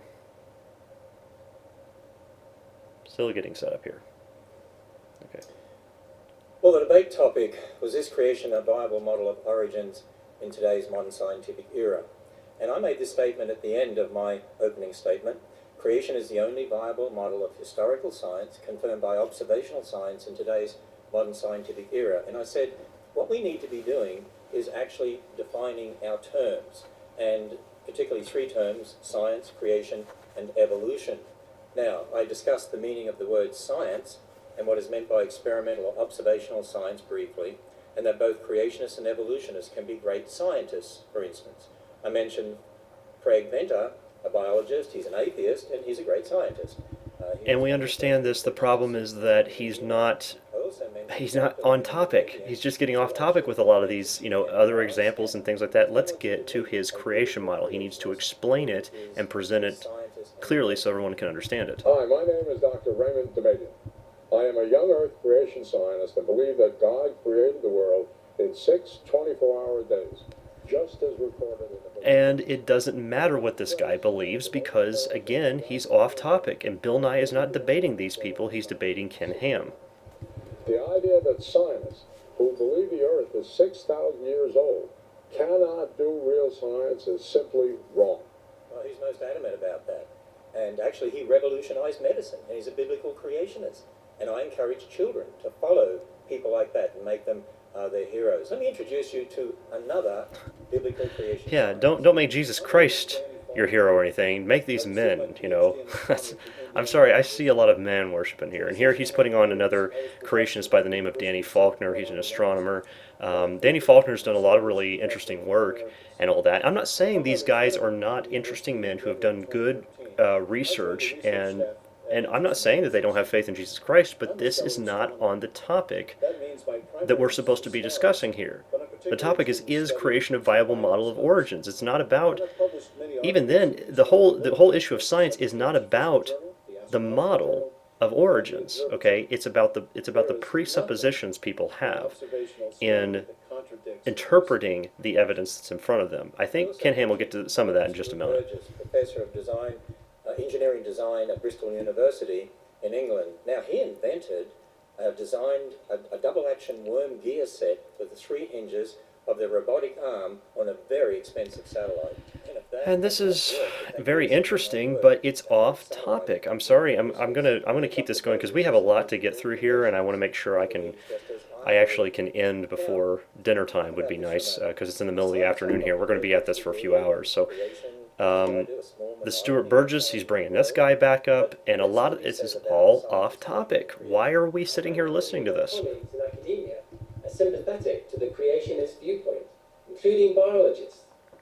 However, they are often afraid to speak out because of the criticisms they would get from the media and atheist lobby. I agree, that's a real problem today. Well, I agree too. It is a problem today, but that is not the debate topic. Ken Ham, what is wrong with you? I believe Ken Ham is a saved Christian, but I knew this was not going to be very good from the moment that he issued it. Experimental observational science. Think about it. When they're doing observational science using the scientific method, they have to assume the laws of logic, they have to assume the laws of nature, they have to assume the uniformity of nature. I mean, think about it. If the universe came about by natural processes, where'd the laws of logic come from? Did they just pop into existence? Are we in a stage now where... So what's he doing now? He's going into presuppositional apologetics, which is off topic. You see, you can't say, okay, the creation of a viable model when he hasn't even presented the model yet. He hasn't even shown us what it is, and he's already saying, well, does logic exist and those kind of things? Okay, that is a debate topic for a different debate. That is not the debate topic of this, and that's what we have to focus on. Have not been taught to look at what you believe about the past as different to what you're observing in the present. You don't observe the past directly. Even when you think about the creation account, I mean, we can't observe God creating. We can't observe the creation of Adam and Eve. We admit that. We're willing to admit our beliefs about the past. But see, what you see in the present is very different. Even some public school textbooks, actually, well, they sort of acknowledge the difference between historical and observational science. Here is an earth science textbook that's used in public schools, and we read this. In contrast to physical geology, the aim of historical geology is to understand Earth's long history. And then they make the statement, historical geology, so we're talking about historical science, tries to establish a timeline of the vast number of physical and biological changes that have occurred in the past. We study physical geology before historical geology because we first must understand how Earth works before we try to unravel its past. In other words, we observe things in the present and then, okay, we're assuming that that's always happened in the past and we're going to try and figure out how this happened. See, there is a difference between what you observe and what happened in the past. Let me illustrate it this way. And what he's talking about here is uniformitarianism I mentioned earlier. That's their uniformitarian assumption, but he's not naming out what exactly it is. They're sitting one on top of the other. We could agree on that. Do you know what we would disagree on? I mean, we could even analyze the minerals and agree on that. But we would disagree on how long it took to get there. But see, none of us saw the sandstone or the shale being laid down. There's a supposed 10 million year gap there, but I don't see a gap. But that might be different to what Bill Nye would see. But see, there's a difference between what you actually observe directly and then your interpretation in regard to the past. When I was at the Goddard Space Center a number of years ago, I met creationists and evolutionists who were both working on the Hubble telescope. They agreed on how to build the Hubble telescope. You know what they disagreed on? Well, they disagreed on how to interpret the data that telescope obtained in regard to the age of the universe. And, we could go on and talk about lots of other similar sorts of things. For instance, I've heard Bill Nye talk about how a smoke detector works using the radioactive element americium. And I totally agree with him on that. We agree how it works. We agree how radioactivity enables that to work. But if you're then going to use radioactive elements and talk about the age of the Earth, you've got a problem because you weren't there. We've got to understand parent elements, daughter elements, and so on. We could agree whether you're a creationist or evolutionist on the technology to put the rover on Mars, but we're going to disagree on how to interpret the origin of Mars. I mean, there are some people that believe there was even a global flood on Mars and there's no liquid water on Mars. But we're going to disagree maybe on our interpretation of origins, and you can't prove either way because, not from an observational science perspective, because we've only got the present. Creationists and evolutionists both work on medicines and vaccines. You see, it doesn't matter whether you're a creationist or an evolutionist, all scientists have the same experimental or observational science. So I have a question for Bill Nye. Can you name one piece of technology that could only have been developed starting with a belief in molecules to man evolution? Now, here's another important fact. Okay, so Creationists and evolutionists that question, all have Bill the Nye same doesn't have to answer it. It's Bill completely Nye off topic. has the same He doesn't have to answer that at all, because this isn't about what Bill Nye believes. It's about Ken Ham's model of creation. The same animals, the same humans, the same DNA, the same radioactive decay elements that we see. We have the same universe. Actually, we all have the same evidences. It's not the evidences that are different. It's a battle over the same evidence in regard to how we interpret the past. And you know why that is? Because it's really a battle over worldviews and starting points. It's a battle over philosophical worldviews and starting points, but the same evidence. Now, I admit, my starting point is that God is the ultimate authority. But if someone doesn't accept that, then man has to be the ultimate authority. And that's really the difference when it comes down to it. You see, I've been emphasizing the difference between historical origin science, knowledge about the past when you weren't there, and we need to understand that we weren't there. Or experimental or observational science, using your five senses in the present, the scientific method, what you can directly observe, test, repeat. There's a big difference between those two. And that's not what's being taught in our public schools, and that's why kids aren't being taught to think critically and correctly about the origins issue. But you know, it's also important to understand, when talking about creation evolution, both involve historical science and observational science. You see, the role of observational science is this: it can be used to confirm or otherwise one's historical science based on one's starting point. Now, when you think about the debate topic and what I affirmed concerning creation, if our origins or historical science based on the Bible's account of origins is true, then there should be predictions from this that we can test using observational science, and there are. For instance, based on the Bible, we'd expect to find evidence confirming an intelligence produced life. We'd expect to find evidence confirming after their kind. The Bible says God made kinds of animals and plants after their kind, implying each kind produces its own, not that one kind changes into another. You'd expect to find evidence confirming a global flood of Noah's day, evidence confirming one race of humans, because we all go back to Adam and Eve. Biologically, that would mean there's one race. Evidence confirming the Tower of Babel, that God gave different languages. Evidence confirming a young universe. Now, I can't go through all of those, but a couple of them we'll look at briefly. After their kind, evidence confirming that.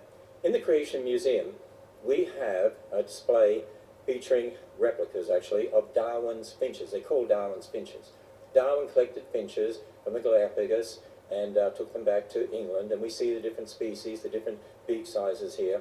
And you know, from the specimens that Darwin obtained in the Galapagos, he actually pondered these things, and how do you explain this? And in his notes, actually, he came up with this diagram here, a tree. And he actually said, I think.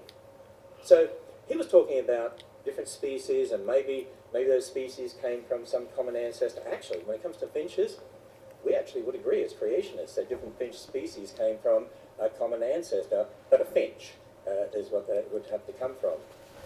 See, Darwin wasn't just thinking about species. Darwin had a much bigger picture in mind. When you look at The Origin of Species and read that book, you'll find he made this statement: from such low and intermediate form, both animals and plants may have been developed, and if we admit this, we must likewise admit that all organic beings which have ever lived on this earth may be descended from some one primordial form. So he had in mind what we today know as an evolutionary tree of life, that all life has arisen from some primordial form. Now, when you consider the classification system, kingdom, phylum, class, order, family, genus, species, we would say, as creationists, and we have many creation scientists who have researched this, and for lots of reasons, I would say the kind in Genesis 1 really is more at the family level of classification. For instance, there's one dog kind, there's one cat kind, even though you have different genera, different species. That would mean, by the way, you didn't need anywhere near the number of animals on the ark as people think. You wouldn't need all the species of dogs, just two. Not all the species of cats, just two. And you see, based on the biblical account there in Genesis 1, creationists have drawn up what they believe is a creation orchard. In other words, they're saying, look, there's great variation in the genetics of dogs and finches and so on. And so over time, particularly after Noah's flood, you'd expect if there were two dogs, for instance, you could end up with different species of dogs because there's an incredible amount of variability in the genes of any creature. And so you'd expect these different species up here, but there's limits. Dogs will always be dogs, finches will always be finches. Now, as a creationist, I maintain that observational science actually confirms this model based on the Bible. For instance, take dogs. Okay, in a scientific paper dated January 2014, that's this year, Scientists working at the University of California stated this: "We provide several lines of evidence supporting a single origin for dogs and disfavoring alternative models in which dog lineages arise separately from geographically distinct wolf populations." And they put this diagram in the paper. By the way, that diagram is very, very similar to this diagram that creationists proposed based upon the creation account in Genesis. In other words, you have a common dog ancestor that gives rise to the different species of dogs, and that's exactly what we're saying here. Now, in the Creation Museum, we actually show the finches here, and you can see the finches with their different beaks beside dog skulls, different species of dogs. By the way, there's more variation in the dog skulls here than there are in these finches. Yet the dogs, well, that's never used as an example of evolution, but the finches are. Particularly in the public school textbooks, students are taught, see the changes that are occurring here? And here's another problem that we've got. Not only has the word science been hijacked by secularists, I believe the word evolution has been hijacked by secularists. The word evolution has been hijacked using what I call a bait and switch. Let me explain to you. The word evolution is being used in public school textbooks, and we often see it in documentaries and so on. It's used for observable changes that we would agree with, and then used for unobservable changes, such as molecules to man. Let me explain to you what's really going on, because I was a science teacher in the public schools, and I know what the students were taught, and I check the public school textbooks anyway to know what they're taught. See, students are taught today, look, there's all these different animals, plants, but they're all part of this great big tree of life that goes back to some primordial form. And look, we see changes in finches, changes in dogs, and so on. Now, we don't deny the changes. You see that. You see different species of finches, different species of dogs. But then they put it all together in this evolutionary tree. But that's what you don't observe. You don't observe that. That's belief there. That's their historical science. Now, I would say it was wrong. But you know what you do observe?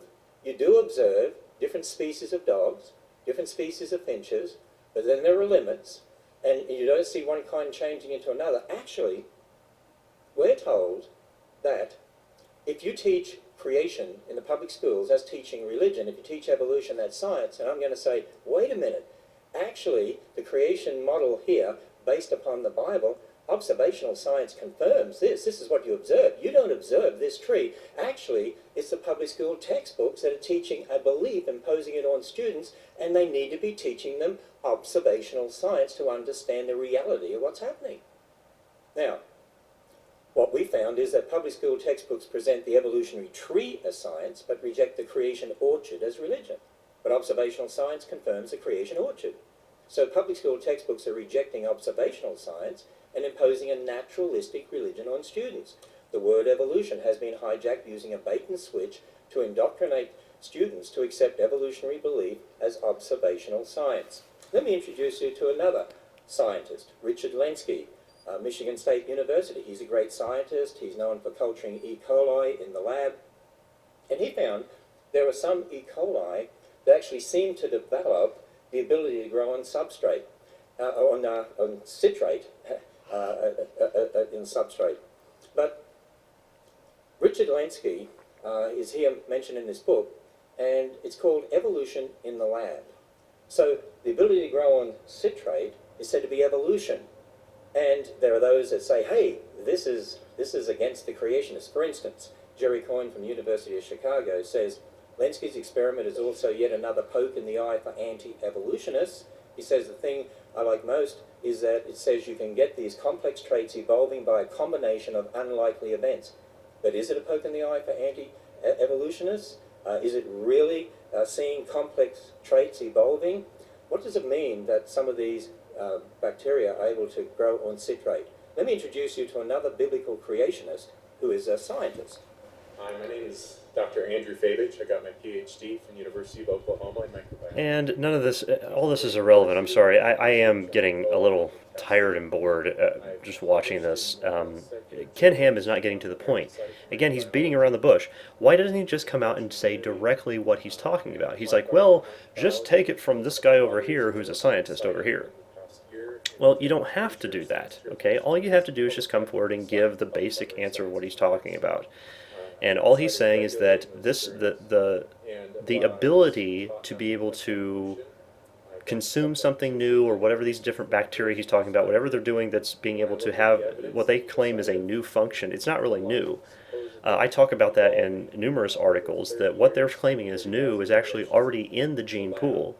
It's just now being selected for, and oftentimes it's not selected naturally. It's artificially selection. It's what they call artificial selection, which they are breeding certain bacteria or certain animals to have certain functions for a particular reason because of their genetic variability, but they don't change into something different. And so if Ken Ham would just come out and say that, he would save himself a whole lot of time and he can move on to other issues, but he doesn't really do that. And then when he beats around the bush, he confuses a lot of people, and that was evidenced in the fact that there were people who were confused about that even while we were listening to it live in our Google Hangouts, that the same kind of thing was happening. Would you believe that back in the 1900s, one of the most popular biology textbooks used in the public schools in America taught this? At the present time, there exist upon Earth 5 races, or varieties of man, and finally the highest type of all, the Caucasians, represented by the civilized white inhabitants of Europe and America. Can you imagine if that was in the public schools today? And yet, that's what was taught, but it was based on Darwin's ideas that are wrong. You have a wrong foundation. You're going to have a wrong worldview. Now, had they started from the Bible and from the creation account in the Bible, what does it teach? Well, we're all descendants of Adam and Eve. We go through the Tower of Babel, different languages, so different people groups formed, distinct characteristics, but we'd say, you know what, that means there's biologically only one race of humans. Well, I mentioned Dr. Venter before, and he was a researcher with the Human Genome Project, and you'll remember in the year 2000, this was headline news, and what we read was this: they had put together a draft of the entire sequence of the human genome, and unanimously declared there is only one race, the human race. Wow, who would have guessed? But you see, there we have observational science confirming the creation account, not confirming at all Darwin's ideas. Now, there's much more that could be said on each of these topics. Obviously, you can't do that in a short time like this, and you can do a lot more research. I suggest you visit our website at Answers in Genesis for a lot more information. So, the debate topic: is creation a viable model of origins in today's scientific era? I said we need to define the terms, and particularly the term science and the term evolution, and I believe we need to understand how they're being... You need to define the term creation. Start there first, because that's the subject at hand. See, I keep emphasizing we do need to understand the difference between experimental or observational science and historical science. And you know what? The secularists don't like me doing this because they don't want to admit that there's a belief aspect to what they're saying, and there is, and they can't get away from it. Let me illustrate this with a statement from Bill Nye. But you can show the Earth is not flat. You can show the Earth is not 10,000 years old. By the way, I agree. You can show the Earth is not flat. There's a video from the Galileo spacecraft showing the Earth, and speeded up, of course, but spinning. You can see it's a sphere. You can observe that. You can't observe the age of the Earth. You don't see that. You see, again, I emphasize there's a big difference between historical science, talking about the past, and observational science, talking about the present. Now, I don't think Ken Ham, I have to pause it here, I don't think Ken Ham did a very good job explaining this one. He actually just made a very good point and used an excellent example from what Bill Nye had already said in a previous interview. He says, you can prove that the Earth is round, and you can prove that the Earth is not 10,000 years old. Wait a second. What he did there, and what Ken Ham's trying to point out here, that I don't think he did a very good delivery in pointing it out, is that Bill Nye went from science to his religion in the same sentence and didn't even see that he'd done it. So what he's pointing out here is that Bill Nye went from his observational science to his historical beliefs in the same sentence. He switched gears and didn't even, sometimes they don't even see that they've done it, okay? But that's why those of us who believe in biblical creation like that, point out that evolutionists are using bait and switch tactics. Because they're baiting people in and say, see this one scientific thing over here? Well then, everything in evolution is proven too. No, it's not. Okay? You have to be careful about people trying to deceive us with those kind of things. And I think Ken Ham had an excellent example there, but had a really poor delivery, and I think it confused a lot of people because he's beating around the bush. And part of the reason he does that, I have to mention, is that I think Ken Ham is more about playing public relations. He's more about people viewing him as a really nice guy than just coming out and telling the truth. And to be honest, this world is plagued with nice guys. I want men who are going to stand up for the truth. And I believe the Word of God, I think the Lord Jesus Christ wants the same thing. And I believe what's happening is this, that students are being indoctrinated by the confusion of terms. The hijacking of the word science and the hijacking of the word evolution in a bait and switch. Let me illustrate further with this video clip, because here I assert that Bill Nye is equating observational science with historical science, and I also say it's not a mystery when you understand the difference. Apparently, people with these deeply held religious beliefs, they embrace that whole literal interpretation of the Bible as written in English as a worldview, and at the same time, they accept aspirin, antibiotic drugs, airplanes, but they're able to hold these two worldviews, and this is a mystery. Actually, I suggest to you it's not a mystery. You see, when I'm talking about antibiotics, aspirin, smoke detectors, jet planes, that's Ken Ham, the observational science bloke. I'm an Australian. We call guys blokes, okay? But when you're talking about creation in thousands of years or the age of the earth, that's Ken Ham, the historical science bloke. I'm willing to admit that. Now, when Bill Nye's talking about aspirin, antibiotics, jet planes, smoke detectors, he does a great job at that. I used to enjoy watching him on TV too. That's Bill Nye, the observational science guy. But when he's talking about evolution of millions of years, I'm challenging him that that's Bill Nye, the historical science guy. And this is why I don't like Ken Ham's presentation at all. I think this is a waste of time. I don't think it accomplished one single thing. He calls Bill Nye, when he's talking about the evolutionary millions and billions of years, he's calling him Bill Nye the historical science guy. Whoa, whoa, whoa, whoa. That's not historical science, that's religion. It's what he believes about his religious beliefs. But you see, that's why we have to separate the two terms properly. This is science versus religion, okay, that we're discussing here. But when it comes to evolution, we're not talking about science versus religion. When it comes to evolution and creation, this is religion versus religion. And I try to explain this to people in my presentations. I try to explain this to people in podcasts and over emails and get people on to the point that this is a religious worldview. Evolution is a religious worldview. That's why we have a conflict here. There is no conflict on science. Christians and evolutionists have no conflict about airplanes or smoke detectors. What we have a conflict is the religious implications that evolutionists are putting behind. They're trying to show up, look at this smoke detector, therefore we evolved from a rock 4.6 billion years ago. That is ridiculous. That is such ridiculous. And all the things that they're using to say that the earth is that old are not real science because they're based on assumptions. The scientific observations they have, in order to print out the conclusions from their scientific observations, their assumptions are a foundational support for that. Without those assumptions, they could not come to the conclusions that they're coming to because they don't have any historical data. See, we as Christians, we don't assume things. We go to the Word of God. We go to the people who were there, the eyewitness accounts of the people who were actually there and saw it happen.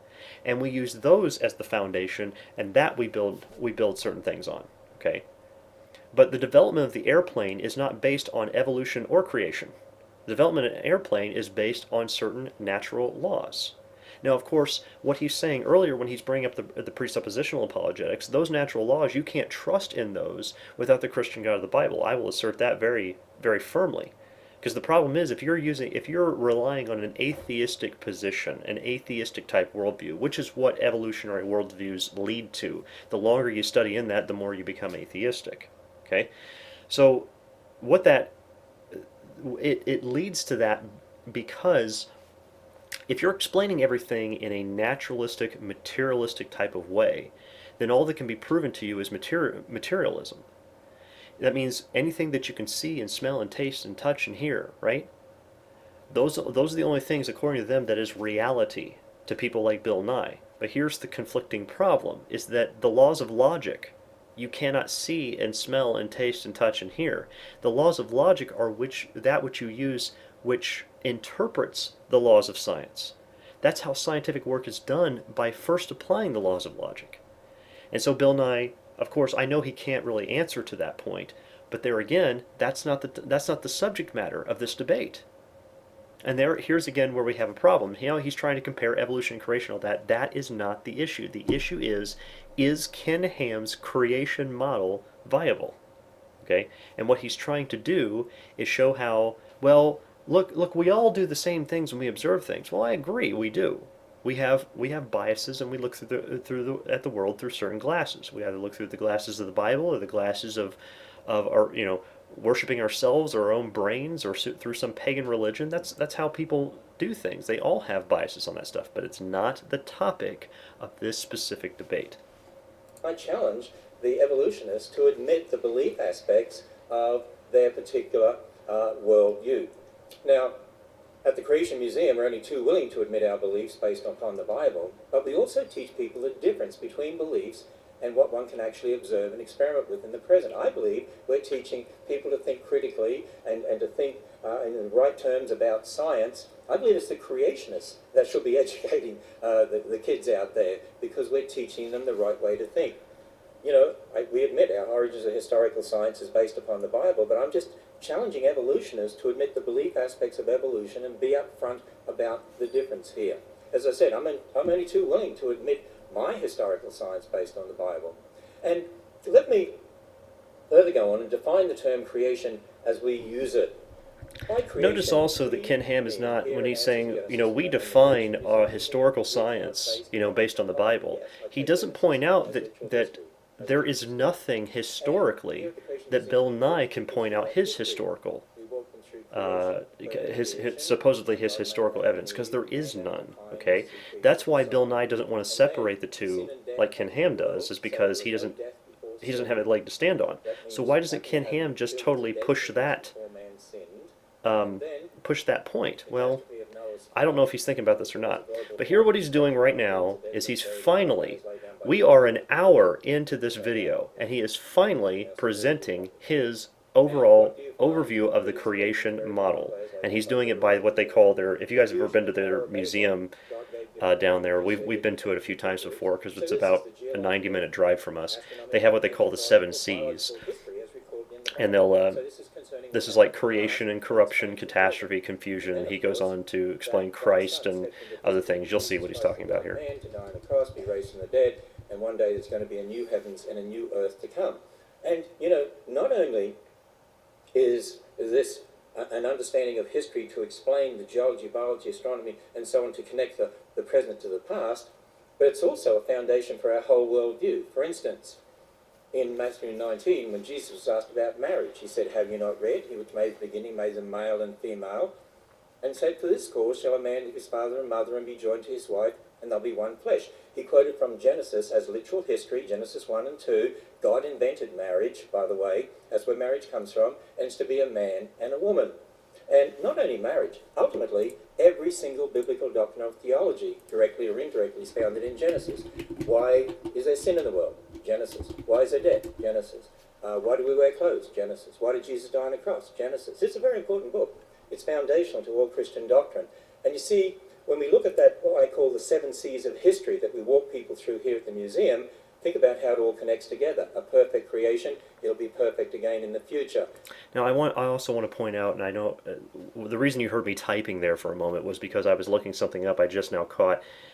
When he was quoting from the Bible just a moment ago, of course he's using a New King James version, another corrupted version you don't want to be using. Okay, it's another New Age version. But the problem was that some of the words he was using was not what he wasn't reading directly from that. He was reading from another version. He was using words that he has memorized from a different New Age version on top of that. It doesn't come from the King James Bible. He's actually quoting a mixture of multiple New Age versions, and that's another problem with Ken Ham. I mean, the guy, he's not going to know his scripture up and down the right way because he's learning a bunch of different weird versions. Of course, I think what he probably did was use the new King James version in order to try to he's trying to compromise with different people. That's the problem, because Ken Ham is a big-time compromiser on a lot of things, and that's why I don't really trust him when it comes down to it because of that. There's a lot of Christians that do, but I think that's because we are a nation that is just obsessed with respecting persons. And we need to stop doing that. The Bible clearly say that if you are if it says do not have faith in the Lord Jesus Christ with respect to persons. We're not supposed to be respecting someone because they're famous or they're popular. And that's why I said I didn't even watch this and I haven't really paid attention to them at all. It's because they're irrelevant to me. What matters to me is the Word of God. And I pray that other Christians, if you're listening to this, you will start focusing on the Word instead of focusing on the titles or the fame of certain people. Sin and death entered the world. That's why God's Son died on the cross, and to conquer death and offer a free gift of salvation. The flood of Noah's day, a reminder that the flood was a judgment because of man's wickedness, but at the same time a message of God's grace and salvation, as Noah and his family had to go through a door to be saved, so we need to go through a door to be saved. Jesus Christ said, I am the door, by me if any man enter in, he'll be saved. Now, he's presenting all this. Is all this true? Yeah. But is one unsaved person going to hear anything he's talking about right now? No. Why? Number one, he's not really, when he's saying why all this happened, it's irrelevant. It's not part of the debate topic, number one. And number two, what's the main key thing here he's missing? He's not presenting the law. Because what's happening is that he's giving this whole explanation of what happens in the Bible, what the Bible says is the model of creation. And here's the problem. What he's talking about there is he's speaking from the authority of the Bible. And he says that in here. But the problem is, why should we hold the Bible as the authority? Well, the whole way we explain that to people is because we are guilty of breaking God's law. And if we don't present the law, people cannot repent. If you don't present the law, people will go on thinking, well, I've done nothing wrong. I'm such a good person. And there's the problem. We as Christians know we are not good people, and we know we need a Savior. And the problem with the unsaved world is that they don't believe they need a Savior. They're living in their arrogance, thinking that they've done nothing wrong at all, or that they don't want some God telling them what to do, which is exactly Bill Nye's case. That's because in a little bit of what he's saying, you can see some of the smugness coming through in him, the same as everybody else. It doesn't matter how popular he is or how many shows he's done. It doesn't matter about any of that. He has the same smugness and arrogance that you'll find coming out of a lot of evolutionists that I talk to. Not all of them, but most of them I talk to have that same type of scoffing attitude that's what a scoffer is, okay, when the Bible talks about that. They have that scoffing attitude. And the Bible says, smite the scorner and the simple will beware, but that's not what Ken Ham's doing. He's not smiting the scorner here. By smiting, what he's talking about is really hammering in on them on the truth of what they actually believe here. He's not doing that. And he can't because it's off topic. And number two, he's not even presenting the one key part of the Bible he really needs to present for them to understand why the Bible should be held as the authority of our lives, the authority over what is history, the authority over what is science, in all matters that it speaks on those issues about. We make no apology about the fact that what we're on about is this. If you confess with your mouth the Lord Jesus and believe in your heart God has raised him from the dead, you'll be saved. That's right. But why would they want to do that? Why do they need to do that? He never says why, because he doesn't present the law. Now, as soon as I say that, people say, see, if you allow creation in schools, for instance, if you allow students to even hear about it, this is religion. You know, let me illustrate this, talking about a recent battle in Texas over textbooks in the public school. The newspaper report said this: textbook and classroom curriculum battles have long ranged in Texas, pitting creationists, those who see God's hand in the creation of the universe, against academics. Stop right there. Notice, creationists, academics. Creationists can't be academics. Creationists can't be scientists. See, it's the way things are worded out there. It's an indoctrination that's going on. We worry about religious and political ideology trumping scientific fact. Wait a minute, what do I mean by science? You're talking about what you observe, or you're talking about your beliefs about the past?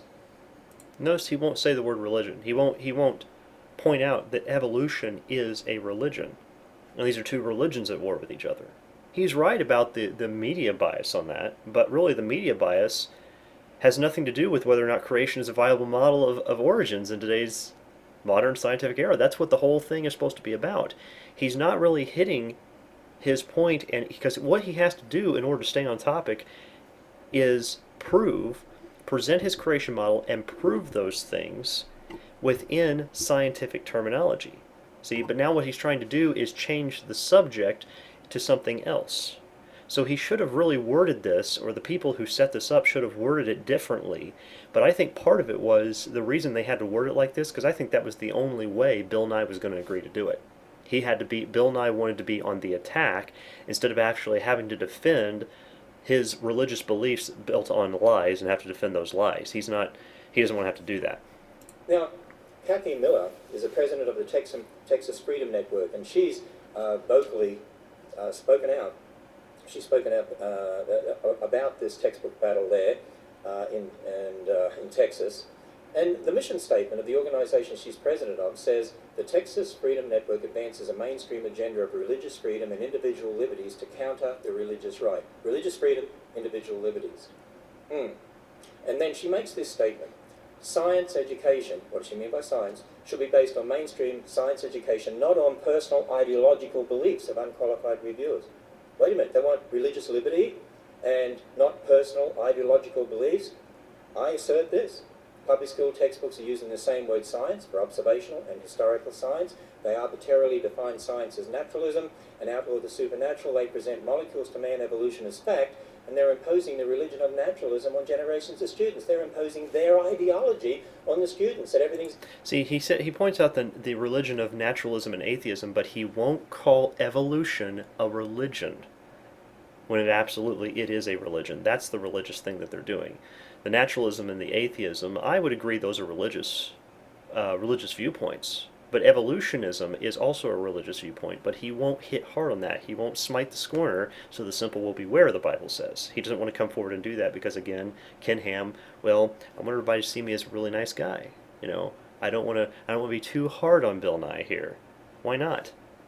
He's an adult. He can take it, hopefully. Explained by natural processes. That is a religion. What does she mean by religious liberty? They tolerate their religion. See, the battle is really about authority. It's more than just science or evolution or creation. It's about who is the authority in this world, man or God. If you start with naturalism, then what about morals? Who decides right and wrong? Well, it's subjective. Marriage, well, whatever you want it to be. Get rid of old people. I mean, why not? I mean, they're just animals. They're costing us a lot of money. Abortion, get rid of spare cats, get rid of spare kids. We're all animals. But if you start from God's word, there are moral absolutes. God decides right and wrong. Marriage, one man and one woman. Sanctity of life. We care for old people. They're made in the image of God. Life begins at fertilization, so abortion is killing a human being. We do see the collapse of Christian morality in our culture and increasing moral relativism because generations of kids are being taught the religion of naturalism and that the Bible can't be trusted. And so again I say... So this whole part, again, he is off topic. This is not a debate about morality. And Bill Nye is pointing this out. Bill Nye stays on topic much more than Ken Ham does. And again, this is not about the morality issue. We have podcast episodes. We've had people just begging to come on and talk about the moral issue with evolution, and it's hysterical to listen them try to defend a worldview that where there is no problem with evil, and then try to claim there's evil things. It's hilarious to listen to them try to talk about those contradictory views, but that is not the topic of this specific debate. Creation is the only viable model of historical science confirmed by observational science in today's modern scientific era. You know what? I'm a science teacher. I want to see kids taught science. I love science. I want to see more Dr. Demadians in the world. You know, if we teach them the whole universe is a result of natural processes and not designed by a creator God, they might be looking in the wrong places or have the wrong idea when they're looking at the creation in regard to how you develop technology, because if they look on it as just random processes, that could totally influence the way they think. If they understand it was a perfect world marred by sin, that could have a great effect on how they then look for overcoming diseases and problems in the world. I want children to be taught the right foundation, that there's a God who created them, who loves them, who died on the cross for them, and that they're special, they're made in the image of God. Thank you, Mr. Ham. We can applaud Mr. Ham's presentation. I didn't applaud at all when I first saw this. I said that was one of the most sporadic and terrible presentations I've seen for creation ever. And you know, it did occur to me when you had my old friend Larry King up there, you could have just asked him. He's been around a long time. And he's a smart guy. He can probably answer for all of us. The moderator is more entertaining than the rest of let's it. all be attentive to Mr. Nye as he gives us his 30-minute presentation. Thank you very much, and Mr. Ham, I learned something. Thank you. Well, let's take it back around to the question at hand. Does Ken Ham's creation model hold up? Is it viable? Now look what he did. Let's bring it back around. Why did he say that? Bill Nye, I'm actually in agreement with him with his opening statement, just his opening line right here. Okay, now that we learned all that, let's bring it back around to the debate topic. Even he knew he was off topic, and I suspected, even before this debate happened, that Bill Nye was going to know that Ken Ham was going to go off topic. And one of my predictions was that Bill Nye, and I guess maybe I forgot to write that down. That was one of my predictions. I told everybody what he was going to do. I said basically all he has to do is sit back and blast the Bible. And you're going to find Bill Nye did sit back and blast the Bible. all that Ken Ham will do, and you'll see this later. Ken Ham sits there and says, well, the Bible is the authority. And Bill Nye says, no, it's not. It's stupid. Why should we follow it? The science proves it's wrong. And then Ken Ham sits back and says, well, the Bible says, and he just keeps doing that over and over. Ken Ham doesn't bother answering any points, and because he didn't present the law, nobody's going to know why they should hold the Bible as an authority. So there's the problem. Let's listen to what Bill Nye has to say. So, for me, of course, well, take a look. We're here in Kentucky on layer upon layer upon layer of limestone. I stopped at the side of the road today and picked up this piece of limestone that has a fossil right there. Now, in these many, many layers, in this vicinity of Kentucky, there are coral animals, fossil, zooxanthellae, and when you look at it closely, you can see that they live their entire lives. They lived typically 20 years, sometimes more than that, if the water conditions are correct. And so we are standing on millions of layers of ancient life. How could those animals have lived their entire life and formed these layers in just 4,000 years? They didn't live their entire life and form those layers in 4,000 years. They were deposited there. See, when you find a fossil in the ground, and this is what Bill Nye is not recognizing. He's not recognizing his belief pattern, his religion, okay? When you find a fossil in the ground, you know one thing for certain. It died. You don't even know where it died. You only know where it ended up getting buried. The only thing you know is it died. So, how do you interpret how it died? How do you interpret where it died? How do you interpret the processes by which it lived? How do you interpret the conditions in which it lived? Okay?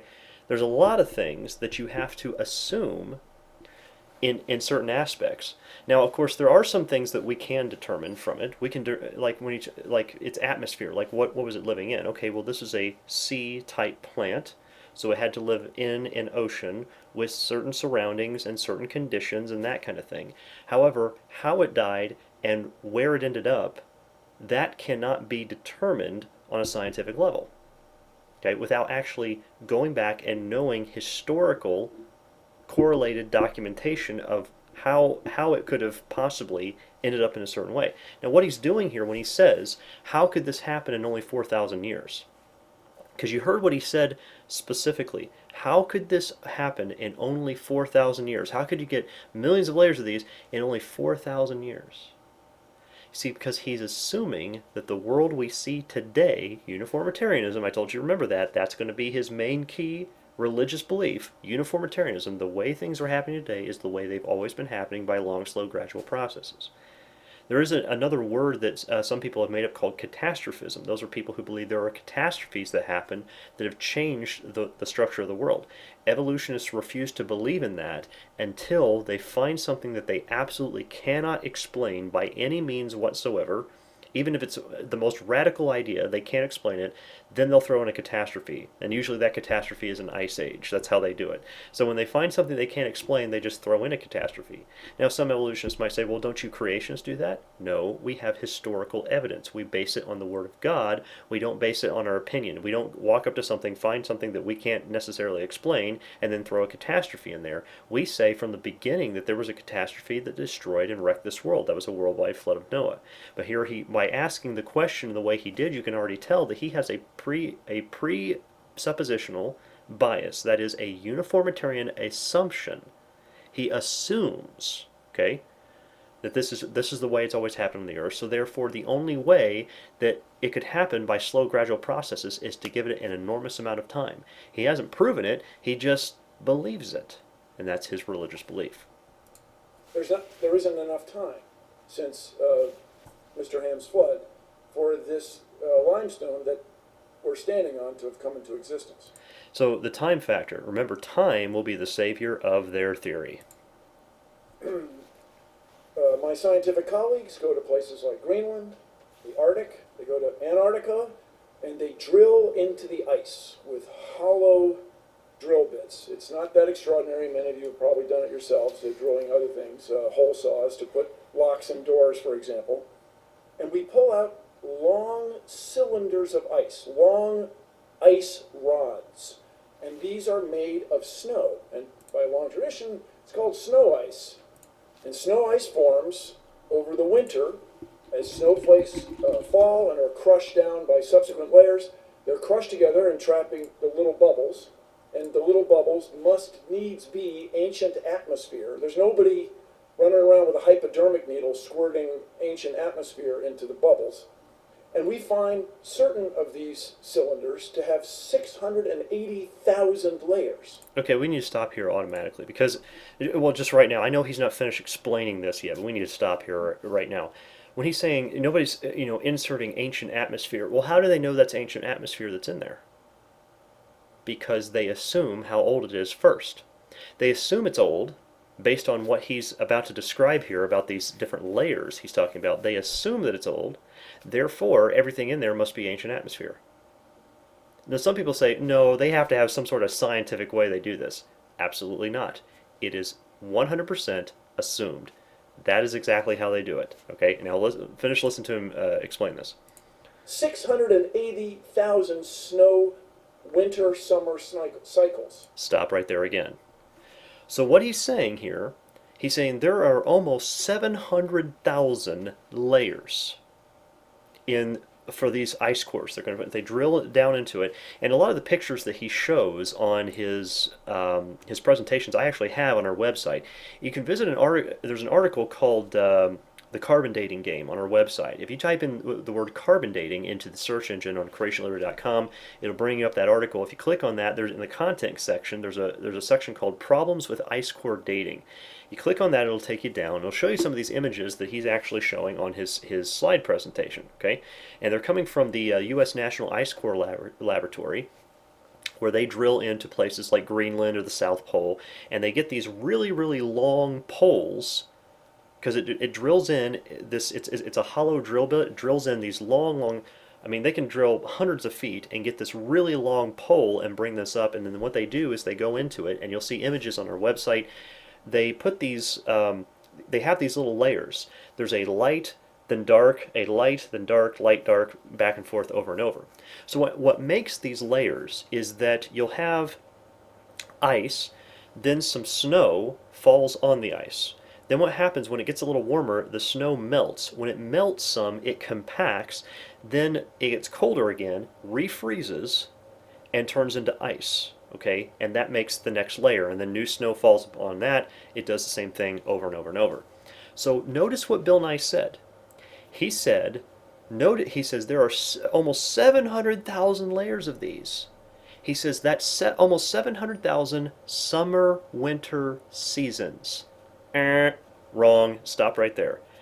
What is that based on? That is based on Bill Nye's assumption about uniformitarianism. Now we need to understand that point. Okay, His religious assumption of uniformitarianism says this is the way it has to be, but he bases that on the assumption that these layers represent summer, winter, summer, winter, summer, winter. When I said that the snow melts, gets compact, and refreezes, did I say anything in there about summer, winter, summer, winter? No. I said it would melt, it would get warmer, and then get colder again. This represents warm, cold, warm, cold, warm, cold. This does not represent a summer-winter issue, okay? These are basically, it happens when it might heat up just a little bit for the snow to melt some and then freeze, and then more snow gets packed on top of that. And that can happen, anybody that knows. I mean, just here in Indiana, that kind of effect can happen many, many times over the course of a winter or spring or fall. That can happen many times in one season. And one of the evidences of that, and the evolutionists actually hate it, absolutely hate it when you bring this up, is that's something called the lost squadron. Okay, I've had numbers of evolutionists that get really irritated when I bring this up because the problem is it completely disproves their ice core theory altogether. The Lost Squadron were let's see here, it's a group of World War II. Is 1942. They're P-38 planes. They used to call them the fork-tailed devil because they were, the Germans were afraid of this type of plane. It was a really good bomber. So they were going from America to England, and they got caught in a storm. Well, this storm was so bad, they had to emergency land. They were going down, they had to emergency land, so they landed in Greenland. And of course, Greenland is full of ice. Iceland is where people live, and then Greenland is full of ice, so it's kind of backwards that way. That's how you remember them. But anyway, they had to land in Greenland. So they landed in the middle of nowhere, and they had to belly land the planes. You can't keep the wheels out on rough ice like that because as soon as your wheel starts to clip one of the ice, it's going to flip your plane and it's going to destroy everything. So they had to belly land it without their wheels. And I think if I remember the story right, the first plane that went down did have its wheels up and did flip the plane. So they advised the other people coming in for a landing, do not put your wheels up, just belly land it, and they did. So they had to survive out there for I think 2 weeks in those cold, harsh conditions. It was really rough. They had to survive out there before somebody came to rescue them. So but back then, I mean, how are you going to get those planes out?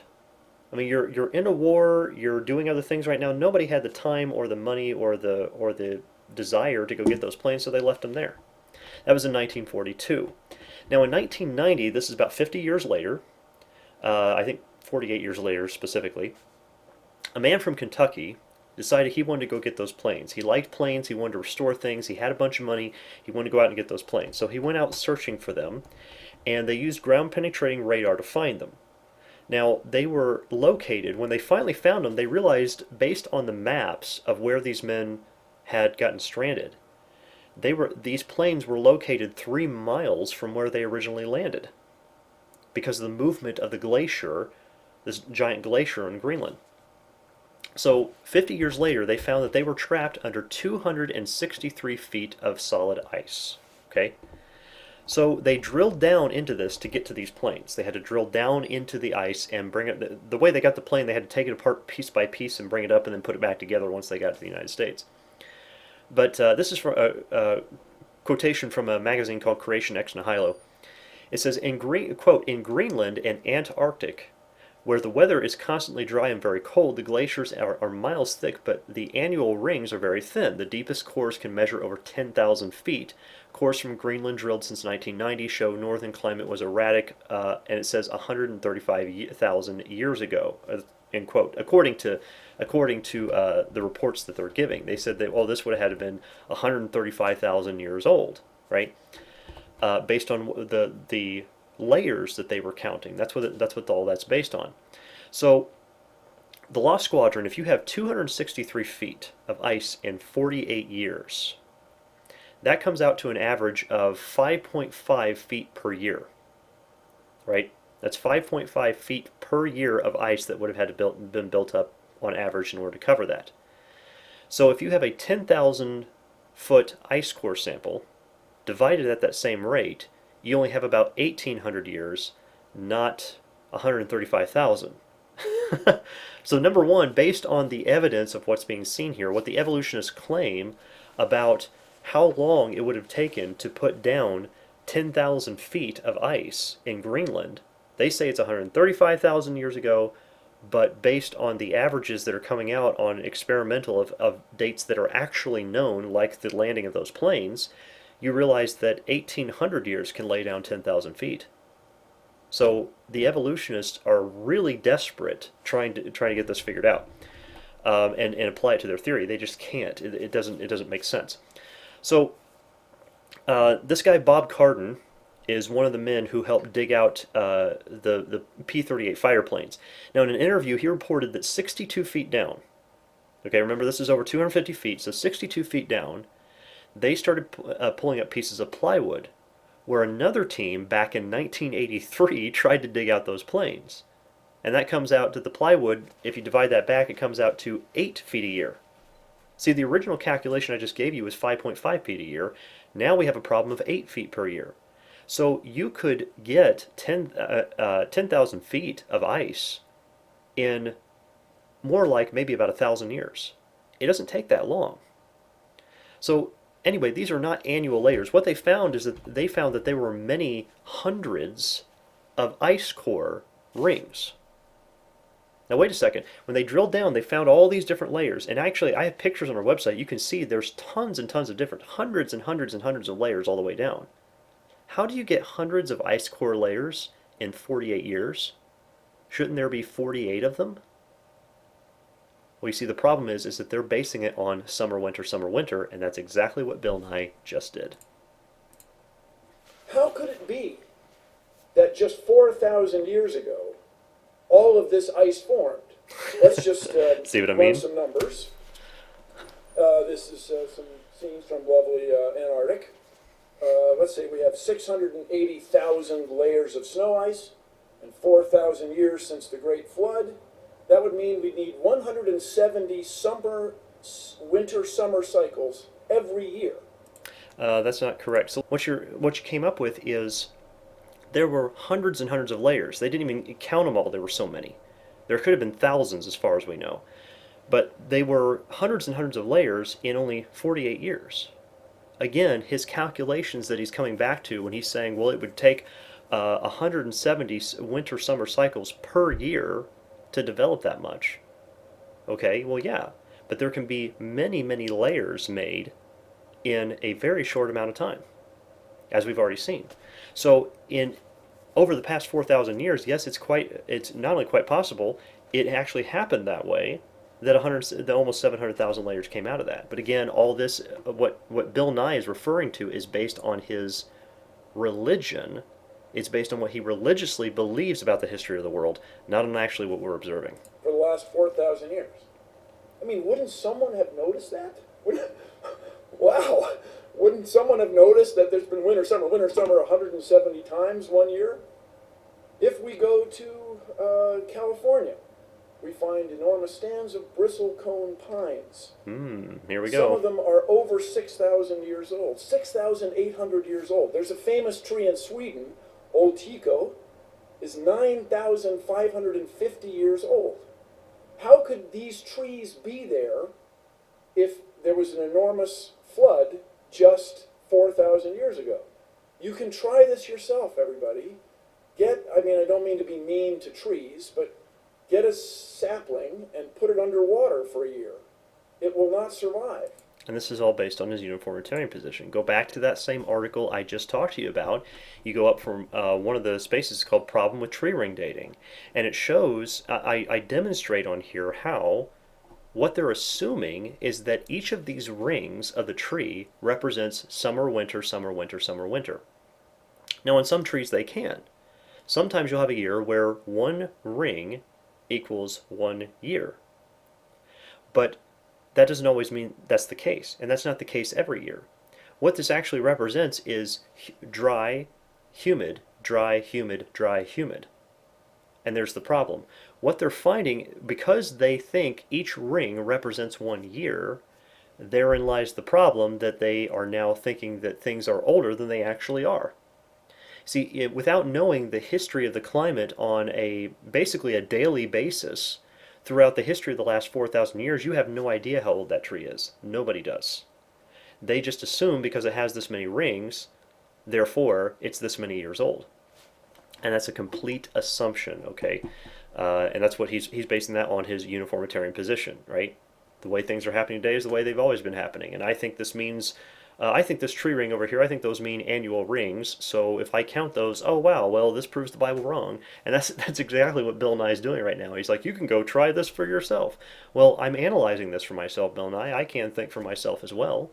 And I can simply see here that what you're saying is completely based on assumption. In general, nor will its seeds. They just won't make it. So how could these trees be that old if the earth is only 4,000 years old? Well, it's not.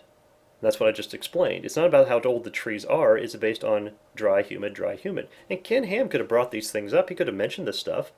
But number one, I don't even know if Ken Ham is aware of these answers, number one. And number two, he's not really writing down much of anything. He's not planning on responding to any of this at all. Now, when we go to the Grand Canyon, which is an astonishing place, and I recommend to everybody in the world to someday visit the Grand Canyon, I've been. you find layer upon layer of ancient rocks. Mm-hmm. And if there was... And so let me get this straight. He's got, right now he's got an image. He's got Redwall limestone, and he's got these different layers of limestone going all the way down. And the question I have is, how do you tell the difference between Jurassic limestone, Permian limestone, Cambrian limestone? How do you know the difference between those? Well, they'll tell you you have to look at which index fossil is in them based on the geologic column. Well, how do you know how the age of that fossil? How do you know where it goes? Well, you look at the correlating layer in which it's in. Well, how do you know how old that layer is? Well, you have to look at the index fossil. Wait, but how do you know how old that fossil is? Oh no, you have to check out the layer. This is circular reasoning. This is exactly how it's done.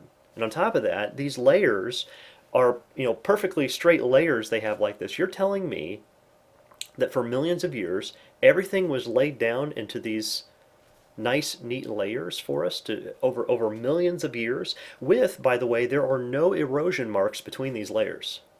Don't you think it would have rained once or twice in a few million years? I mean, give me a break. We're expected to believe this. But that's what, again, this is Bill Nye's religion. This enormous flood that you speak of, wouldn't there have been churning and bubbling and roiling? How would these things have settled out? Your claim that they settled out in an extraordinary short amount of time is, for me, not satisfactory. You can look at these... Is for him not satisfactory. It's not that it's not. It is satisfactory. But for Bill, somebody who doesn't want the Christian God of the Bible telling him what to do, it really comes down to his morality. Although that's off topic for Ken Ham to talk about, it's not off topic for us to talk about because we're doing a review. It's because Bill Nye doesn't want the Christian God of the Bible telling him what to do. The Bible chaps his hide and he doesn't like it, so he wants to believe something else. Rocks, you can look at rocks that are younger, you can go to seashores where there's sand. This is what geologists on the outside do.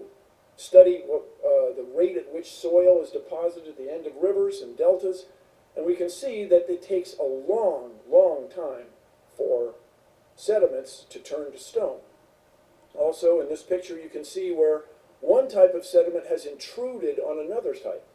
Now, if that was uniform, wouldn't we expect it all to be even without intrusion? Now wait a second. Now, you got to see, I wish you guys could see this. I could show you this image here because what he's showing, he's got one layer at the top straight across. He's got another layer that comes in on the side, but it dips down like this, and then there's a third layer in this little dip. How did that form according to evolution? Now he's more than happy to analyze critically the flood model, which could very well, I mean, with all the turbidity currents, the ones that create the giant mudslides that move incredibly fast underwater, especially during floods. They move incredibly fast. There's one turbidity current that cut the transatlantic cable one time. They said it had to be moving 70 miles an hour underwater. It moves incredibly fast. It's a mudslide underwater. So these things can form very easily, especially when the floodwaters settle.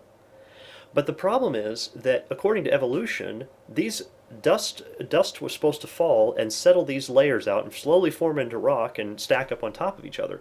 Well, how do you have dust of one type settling on either side, and then dust of one type happen to be sprinkled in this one area in this little section there? How do you explain that? There isn't much explanation for it, especially when, like I said earlier, there are no erosion marks between these layers.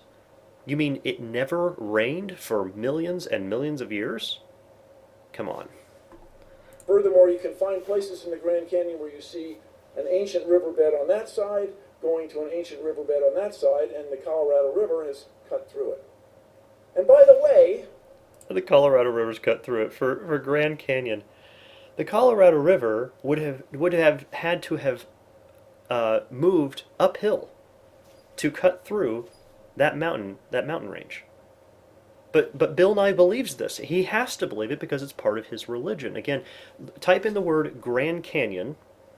I think you'll find an article called Lies of Evolution Grand Canyon. Type in Grand Canyon into the search bar at creationliberty.com. Read that article. There's plenty of images in there to show you exactly and explain what Bill Nye is trying to teach these people is absolutely physically impossible and is incredibly absurd. if this great flood drained through the Grand Canyon, wouldn't there have been a Grand Canyon on every continent? How could we not have Grand Canyons everywhere if this water drained away in this extraordinary short amount of time, 4,000 years? Well, the mud that would have washed out of Grand Canyon is in the bottom of the Pacific Ocean. That's where it is. But you see, waters, and you go to that article, type in Grand Canyon into our website, search it, and go. I would encourage you guys, if you're listening to this, go do it right now. You can look at pictures. Scroll down to the very bottom. I want you to look at the pictures of this yourself. I have satellite photographs of the delta. Now, a delta, when a river runs downhill and it exits into the ocean, it forms what's called a delta. The delta is basically a mud layer that forms as the river is washing out the mud. It's digging into the dirt through which it flows, and it's washing all of it out there. The delta for this, and I think I'm going to go look this up myself real quick to make sure I have the proper numbers on here, because I think, if I remember right, the Mississippi River, for example, that's one of the deltas that many people in the United States are going to know about, because it drains out by Louisiana, and Louisiana has a lot of problems right now with that delta because it's destroying a lot of real estate over there. So they have to constantly plan for that. And the Mississippi River Delta is 150,000 square kilometers. It's enormous delta. However, the Colorado River Delta is only 3,000 square kilometers. If that river had been draining out of there for millions of years, shouldn't there be a larger delta at the base of the Colorado River, or the mouth? I forget which one. Is it the mouth that comes out? I can't remember. Is it the sediment that sells out? The mouth is where the river exits. That's right. I had to remember. They have different names for them. So. It's the mouth of the river, the end of the river, where that delta forms. There should be a much larger delta for all the mud the trillions and trillions and trillions of tons of mud that should have washed out slowly over time out of Grand Canyon. But you see, it's impossible that Grand Canyon could have been formed over millions of years like that, simply for reasons like there's no delta. It doesn't exist. And of course, there's tons of other things we can talk about, and I do talk about those on that article. So go look that article up and read through that. That'll explain more. Now, when you look at these layers carefully, you find these beautiful fossils. And when I say beautiful, I am inspired by them. They're remarkable because we are looking at the past. You find down low, you'll find what you might consider as rudimentary sea animals. Up above, you'll find the famous trilobites. Above that, you might find some clams, some oysters, and above that, you find some mammals. You never, ever find a higher animal mixed in with a lower one. You never find a lower one trying to swim its way to the higher one. If it all happened in such an extraordinary short amount of time, if this water drained away just like that, wouldn't we expect to see some turbulence? And by the way, Well, and stop and think about that for a minute. Trilobites, or take clams for example. Clams are at the bottom of the ocean. When a flood starts and you have turbidity currents coming in, who gets buried first? The mammals or the clams? All it takes is a little bit of common sense here. You don't have to be a rocket scientist to understand this, to understand a flood model. But apparently you do have to have an enormous amount of faith, and I do admire the evolutionists. I admire Bill Nye for his extraordinary faith to believe in something so ludicrous okay, the mammal was buried on top of the clam, therefore we all came from a rock 4.6 billion years ago. I admire his extraordinary faith to believe in that, but I just don't have enough faith to believe in something so ridiculous. anyone here, really, if you can find one example of that anywhere in the world, the scientists of the world challenge you. They would embrace you. You would be a hero. You would change No. the world if you could find one example of that anywhere. Scientists would embrace you? No, they wouldn't.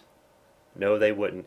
Do you know that evolution is a multi-billion dollar, probably multi-trillion dollar industry? You think somebody that was making huge amounts of money on books or in their profession or in museums or anything like that, do you think they would just sacrifice all that because you found something that contradicted their theory? Creationists for decades have been showing tons of stuff that contradicts the evolution model, but evolutionists refuse to accept it. It happens all the time. I've been talking to some of you guys about this stuff just on this podcast, and Bill Nye won't accept it. Why? Is it because he's a scientist? No. He accepts science. The problem he doesn't accept, the thing that he doesn't care a lick about science when it comes to his religious belief in evolution, because that is what gives him justification in his own mind. It justifies his own mind to himself that he doesn't have to obey the Christian God of the Bible, that he's not under his control and under his jurisdiction. But the Bible says it's appointed unto a man once to die, but after this the judgment. Hebrews chapter 9. So Bill Nye's only got this life, and if he wants to deny all these things, he's welcome to deny them, okay?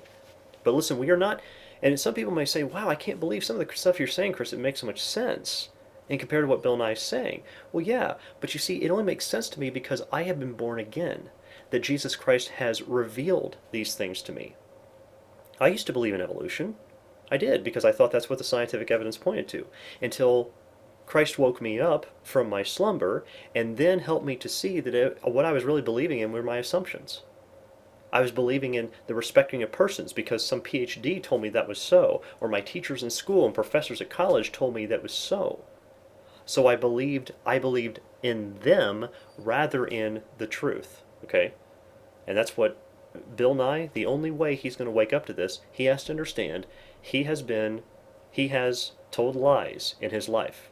I'm sure he's stolen in his life. I'm sure he's looked in lust at someone else in his life. Already, just based on these, the Bible says he's a liar, a thief, and a fornicator. Immediately, just from those three things. The Bible has tons of stuff we could go through, right? He's broken God's laws, and he's going to have to suffer the full punishment for those.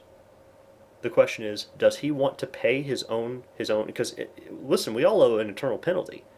Do you want to pay that eternal penalty yourself, Bill? You're welcome to. You are welcome if you really want to go. I don't want it for you, but if you want to go to hell, that's your business. You are welcome to pay off your eternal penalty. I don't want to pay off mine, so I let Jesus Christ pay it for me instead. And so that it takes repentance, it takes belief to get to that point, and you have to understand that you're guilty of the law and confess that. But that's why Bill Nye will not accept any of these things. That's why they're what he wants to say they're confusing, but he's convincing himself of that. People have looked and looked and looked. They've not found a single one.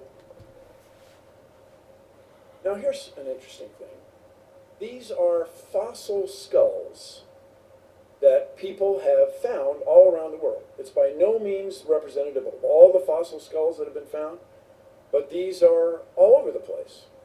Now, if you were to look at these I can assure you, not any of them is a gorilla. Right? No, not If, right. as Mr. Ham and his associates claim, there was just man and then everybody else. There were just humans and all other species.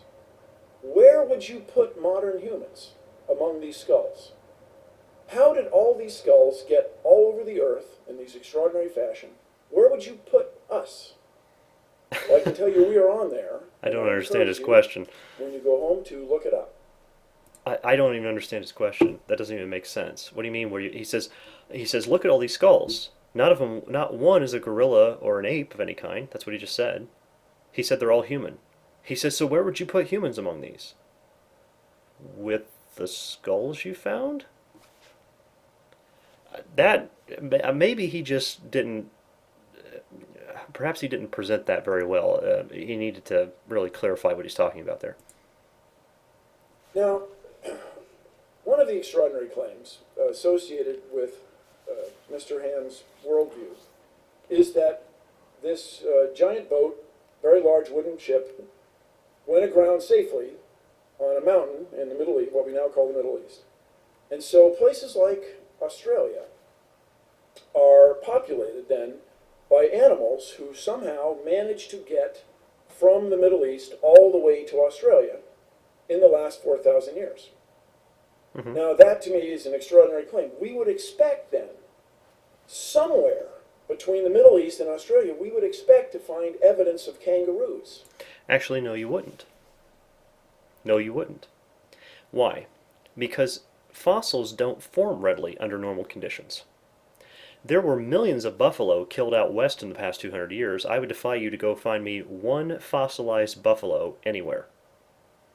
You won't find one. Why? Because they don't fossilize under normal conditions. When something dies, it usually gets scavenged or it rots, but it doesn't fossilize. Fossilization only happens. See, a fossil is an imprint of a creature embedded in rock. So whatever happens, what's embedded in, what's inside decays typically, and the creature is embedded into the rock. So in order to embed something like that, you need to bury it in mud instantaneously, pack it in, and then it'll fossilize if it turns to rock. But the problem is that that's not going to happen. All the kangaroos that are migrating, when they're dying, again, they're rotting or they're being scavenged, right? So they're not fossilizing. That's why you don't find the kangaroo fossils there. The only reason you're going to find, if you find kangaroo fossils in particular places, I mean, because what he's doing, he's drawing a straight line from Turkey to Australia. How do you know that's how they migrated? You don't know that's how they migrated there. Plus, he's going to bring up the point of, how do they get across the water like that? Well, again, if you just lower the ocean levels about 150 feet, there are land bridges connecting all sorts of things. There's land bridges connecting Alaska to Russia. There are land bridges connecting every place on the earth if you just lower the water 150 feet. So the water levels were slowly rising over the next, I don't know, maybe 300 or 400 years after the flood, and then you would have hundreds of years for these different creatures to migrate to the locations that you find them naturally living in today. And then once the ocean levels rose up to a certain point, the land bridges got cut off and they got trapped. Now that's a much more logical explanation than to say they all evolved from a rock 4.6 billion years ago. Again, this is Bill Nye's religion. We would expect to find some fossils, some bones. In the last 4,000 years, somebody would have been hopping along there and died along the way, and we'd find them. And furthermore, there's a claim that there was a land bridge that allowed these animals to get from Asia all the way to the continent of Australia, and that land bridge has disappeared. In the last 4,000 years. No navigator, no diver, no U.S. Navy submarine. No one's ever detected any evidence of this, let alone any fossils of kangaroos. Actually, yeah, there has been land bridges detected across the continent of Asia to Australia. So the problem is, I think Bill Nye just doesn't understand his geography. Check that out first before he makes statements like that. I mean, he's welcome to make stupid statements like that if he wants to, but that's that's his business. He's embarrassing himself. So your expectation is not met. it doesn't seem to hold up. So let's see, if there are 4,000 years since Ken Ham's flood, and let's say, as he said many times, there are 7,000 kinds. Today, I don't know. the very, very lowest estimate. I don't know if that's Ken Ham's number or not. I guess he's claiming that Ken Ham says that. So here's the question: when he started out his presentation, said 14,000. Why is he now saying 7,000? I don't get where where he's pulling these numbers from. Based on studies that I have read from different creationists, there were, as far as we understand, it's an estimated guess of about eight to 10,000 different kinds of animals. There could have been less than that. In fact, the number keeps getting less the more we do research into what are the original kinds. Because the way you have to research that, you have to find out what can bring forth, what can have children, what can mate like that. And the more research that's being done, the fewer kinds we're actually finding of what were the originals. Is that there are about 8.7 million species. But a much more reasonable estimate is it's 50 million or even 100 million when you start counting the viruses and the bacteria and all the beetles that must be extant in the tropical rainforest that we haven't found. So we'll take a number with We don't know what we haven't found, and we should be able to include those we haven't found, but we're just going to take what we know. Okay, well, that's such a hard thing for you to do, Bill. Let's just take what we know, okay? So he's putting an estimate of 16,000, or not 16,000, 16 million species. So wait a second, what did he just include? He just included insects and bacteria and things like that. Did God say, Noah, I want you to bring 2 of every bacteria onto the ark? Make sure you got petri dishes too, you're going to need those. No. Did he say, Noah, make sure to bring all the insects you can find on the earth and bring 2 of each of those and put them on the ark? No, because the Bible in Genesis chapter 7 specifically says those without nostrils. And only those on land and those with nostrils. Sorry, I messed it up. Those on land and those with nostrils. Insects don't have nostrils. They don't breathe through their mouths, they breathe through their skin.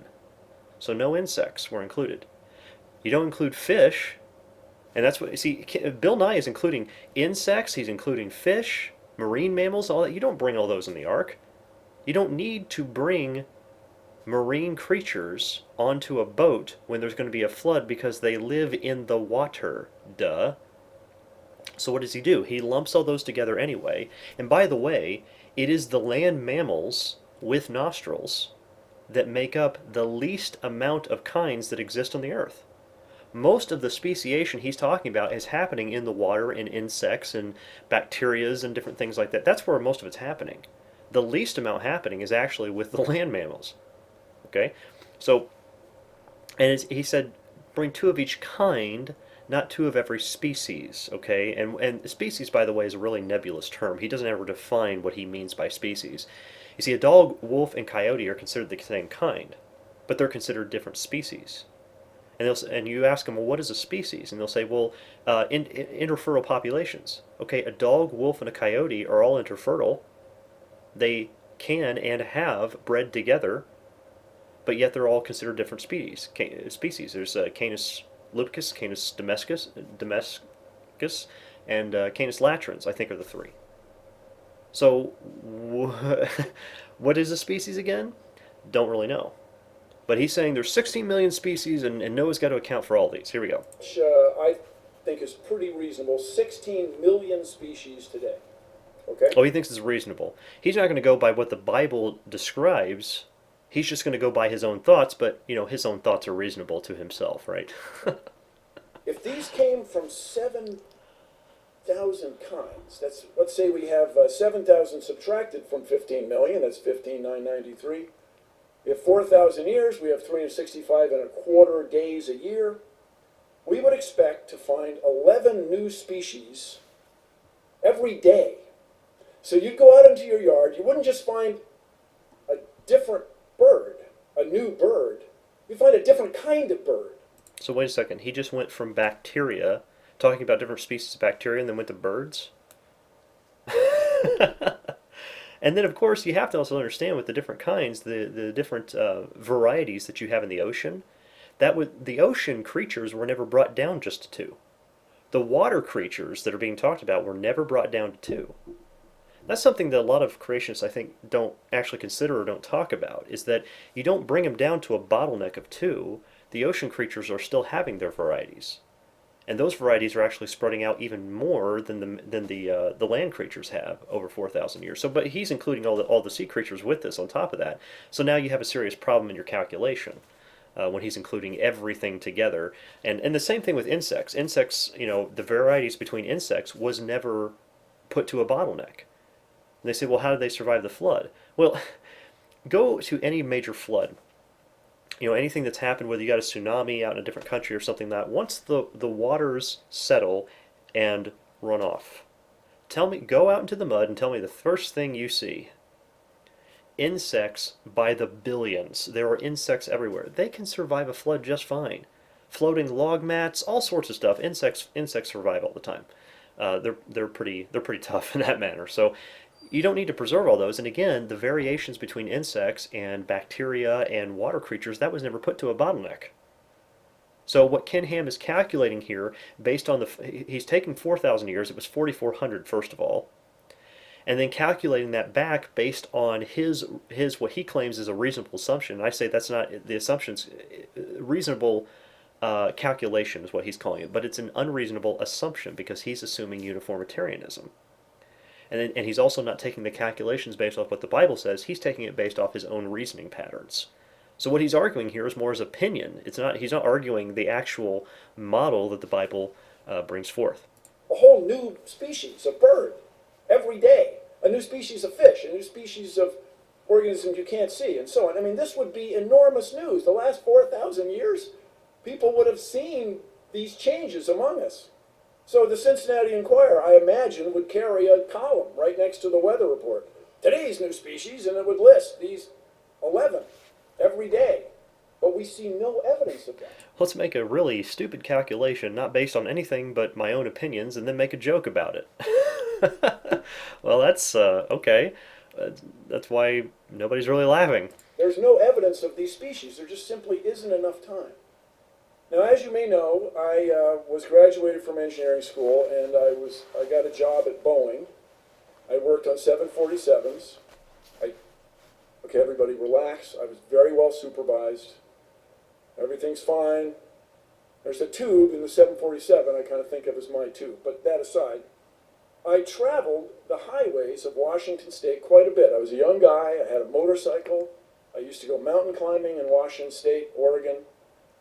And you can drive along and find these enormous boulders on top of the ground. Mm-hmm. Enormous rocks, huge, sitting on top of the ground. Now, out there in regular academic pursuits, regular geology, people have discovered that there used to be a lake in what is now Montana, which we charmingly refer to as Lake Missoula. It's not there now, but the evidence for it, of course, is, if I may, overwhelming. And so an ice dam would form at Lake Missoula, and once in a while it would break. It would build up and break. And there were multiple floods in my old state of Washington State. But just before we go on, let me just say, go Seahawks. That was very gratifying. Very Come gratifying on, let's get to the point. Anyway, you drive along the road, and there are these rocks. So if, as is asserted here at this facility, that the heavier rocks would sink to the bottom during a flood event, the big rocks, and especially their shape, instead of aerodynamic, the hydrodynamic, the water-changing shape, as water flows past. You'd expect them to sink to the bottom. But here are these enormous rocks right on the surface, and there's no shortage of them. If you go driving in Washington State or Oregon, they're readily available. Now, first of all, what he's done explaining is, number one, according to the evolution theory, how did they get there? Now, there's the trick. Did they just fall out of the sky and... No, because they would have been crushed into dust. I mean, according to the evolution model, there's no really reasonable explanation of how they got there. But according to the flood, see, what he's saying here is that you have these boulders out in the middle of nowhere. Well, he himself just said that there were floods afterwards. Now, just because you have the worldwide flood doesn't mean that's the only flood that ever existed anywhere. See, Grand Canyon is obviously a breached dam. That's what the evolutionists, it's amazing that they'll go up to places in Montana like this. They'll see where something was obviously a breached dam of a lake that used to be there. But then they go back and they won't look at Grand Lake and Hopi Lake, which is what they're called, which were the lakes that were backed up before Grand Canyon was formed. Grand Canyon did not form during the flood. Grand Canyon would have formed after the flood. See, during the flood, you're going to have as the floodwaters are starting to recede and go down, you're going to have giant pockets of water, which we call lakes, obviously. These giant pockets of water, there are going to be some places where it's going to breach, it's going to break through.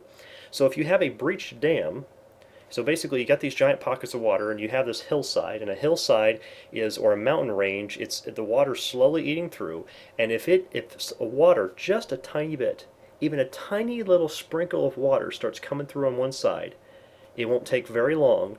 I mean, it could be with hours that the pressure is going to build up in there. It's going to erode just enough to build up enough pressure that the whole thing is just going to collapse and burst through. And again, if you go to our website, look up Grand Canyon on creationliberty.com, and read that article, you'll see examples where I show this actually happening within a few hours and days.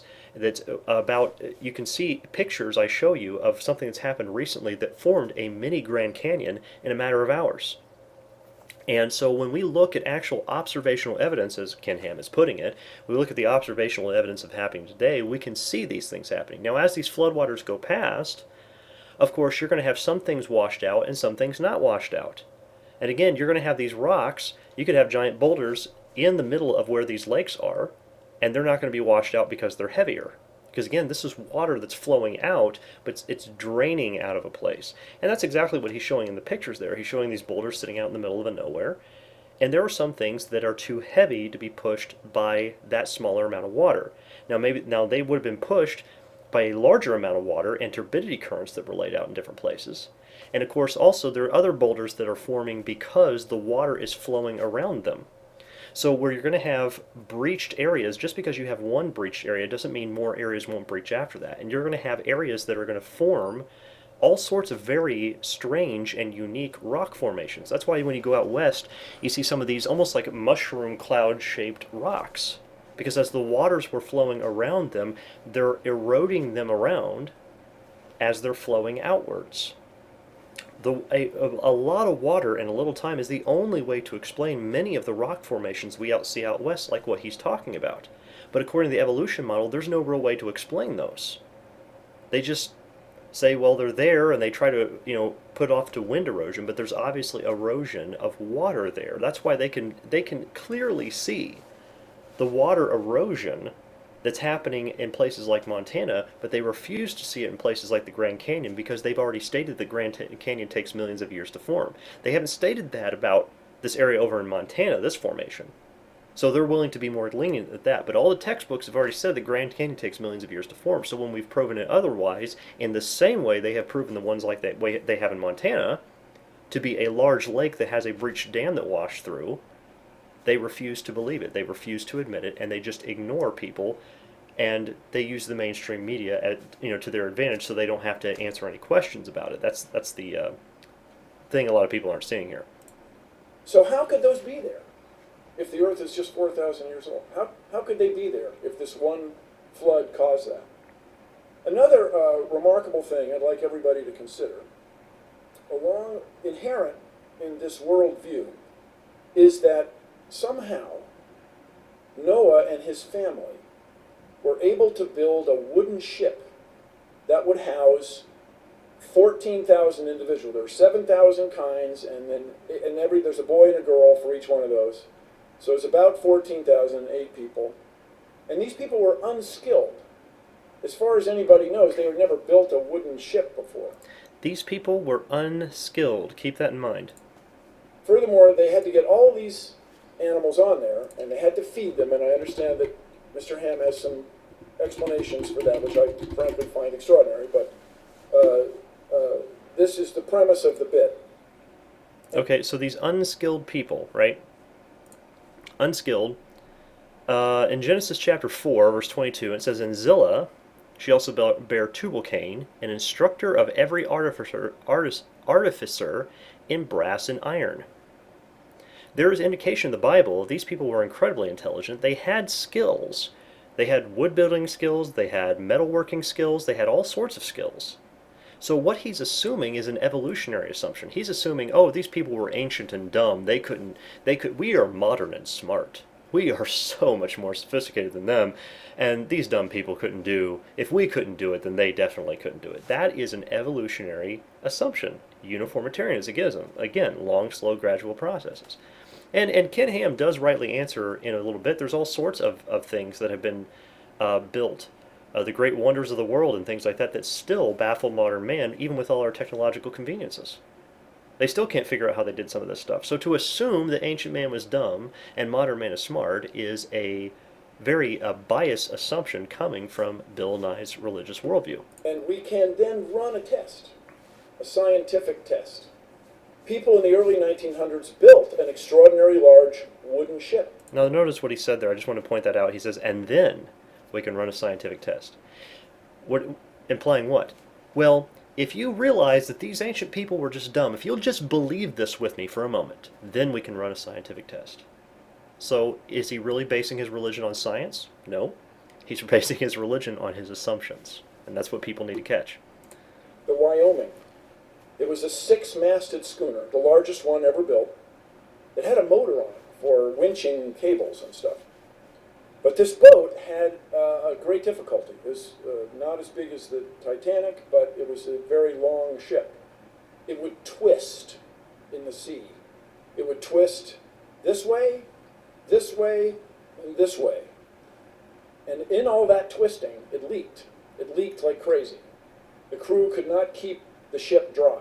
And indeed, it eventually foundered and sank, loss of all 14 hands. So there were 14 crewmen aboard a ship built by very, very skilled shipwrights in New England. These guys were the best in the world at wooden shipbuilding. And they couldn't build a boat as big as the Ark is claimed to have been. So they couldn't build a boat as big as the Ark is claimed to have been. Does that mean that the Ark could not be built? No. That just means it's not believable to Bill Nye. Okay? Number one, their ship, what he's describing there, it sounds like, let's see here, Freddie Quillen built this boat. Apparently it was a wooden, I think, according to what his diagram is showing here, it was a wooden boat. Okay? But the problem was it had, how many masts on it? Noah's Ark didn't have any masts. Okay? And those boats that they're building are designed to go places. It's designed to serve certain functions. They have winches on them. They have all sorts of things, just like he was describing, for shipping things and that kind of stuff, right? Noah's Ark was not built to ship anything to another location. It was not built to go anywhere.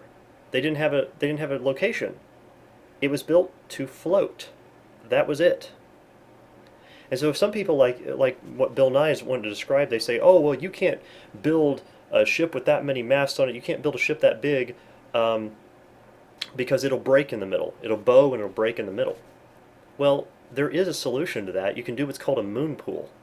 If you have a boat that big, what can happen is that when you come upon a wave, especially when you get to the top of a wave, something along those lines, what will happen is that it'll put pressure on the middle. Both sides, it'll bend, and it can actually crack in half. Okay, that kind of pressure, that's actually what happened to the Titanic. If you ever watch, go back and watch cinematic computer-generated videos of what happened to it as it was sinking, it started to sink and it lifted straight up. What happened, because of the pressure of the weight of the boat, it actually snapped in half and it sunk down in 2 pieces.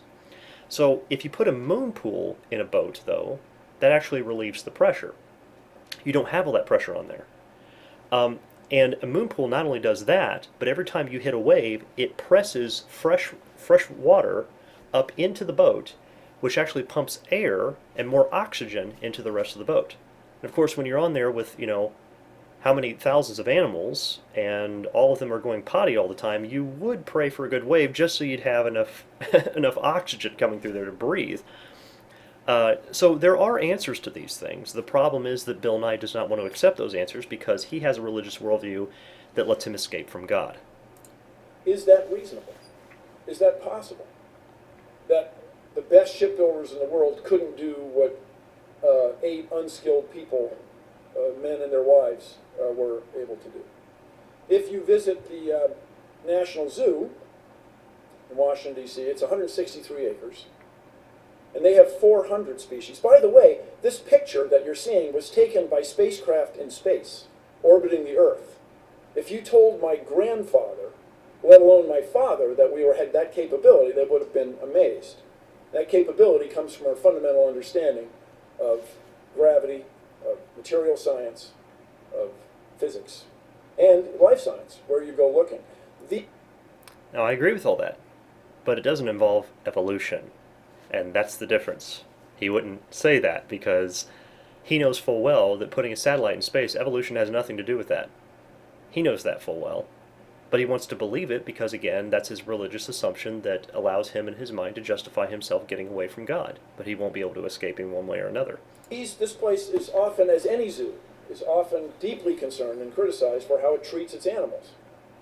They have 400 species on 163 acres, 66 hectares. Is it reasonable that Noah and his colleagues, his family, were able to maintain 14,000 animals and themselves and feed them aboard a ship that was bigger than anyone's ever been able to build? Yes. And first of all, he says that would be bigger than anyone else has been able to build. No one else has been able to build a boat any bigger than Noah's Ark. The Titanic? Hello?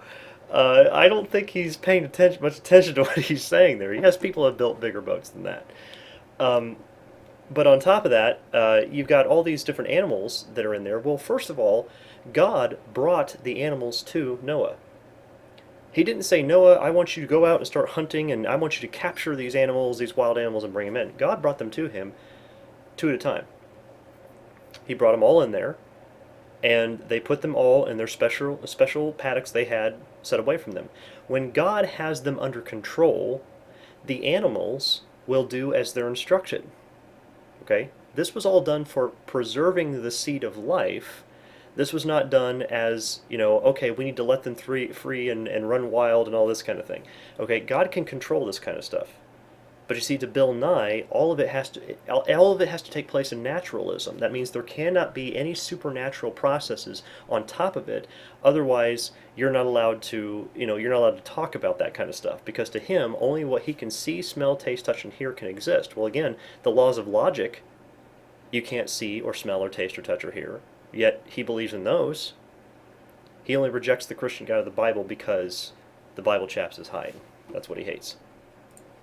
Now here's the thing.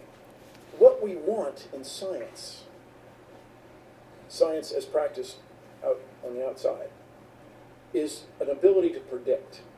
We want to have a natural law that is so obvious and clear, so well understood, that we can make predictions about what will happen. We can predict that we can put a spacecraft in orbit and take a picture of Washington, D.C. We can predict that if we provide this much room for an elephant, it will live healthily for a certain amount of time. So I'll give you an example. In the explanation provided by traditional science of how we came to be, we find traditional science. I love how he says that. That's he's got that mainstream media. He's got this thing down, just as much as Ken Ham does. Traditional science on the explanation of the origins of man. Are you kidding me? Traditional science on the origins of man, what he's going to explain here has only been around for probably about 115 years, claimed as traditional science. Even then, it's been fought. It's mostly been accepted by most of the world for about the past 50 years.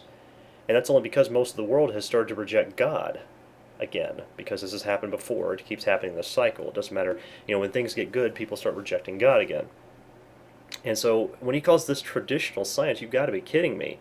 This kind of thing, even though there were forms of evolution that were being taught even by people like Aristotle, the majority of the world, the majority of scientists, for most of the Earth's history, has believed in a form of creation, not in evolution. Find, as Mr. Ham alluded to many times in his recent remarks, we find a sequence of animals in what generally is called the fossil record. This would be to say, when we look at the layers that you find in Kentucky, you look at them carefully, you find a sequence of animals, a succession. And as one might expect, when you're looking at old records, there's some pieces seem to be missing, a gap. So scientists got to thinking about this. They're lungfish that jump from pond to pond in Florida and end up in people's swimming pools. And they're amphibians, frogs, toads, croaking and carrying on. And so people wondered if there wasn't a fossil or an organism, an animal that had lived, that had characteristics of both. People over the years had found that in Canada there was clearly a fossil marsh, a place that used to be a swamp, that dried out.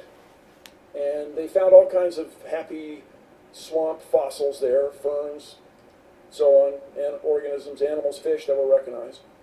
And people realized that if this, with the age of the rocks there, as computed by traditional scientists, with the age of the rocks there, this would be a reasonable place to look for an animal, a fossil of an animal that lived there.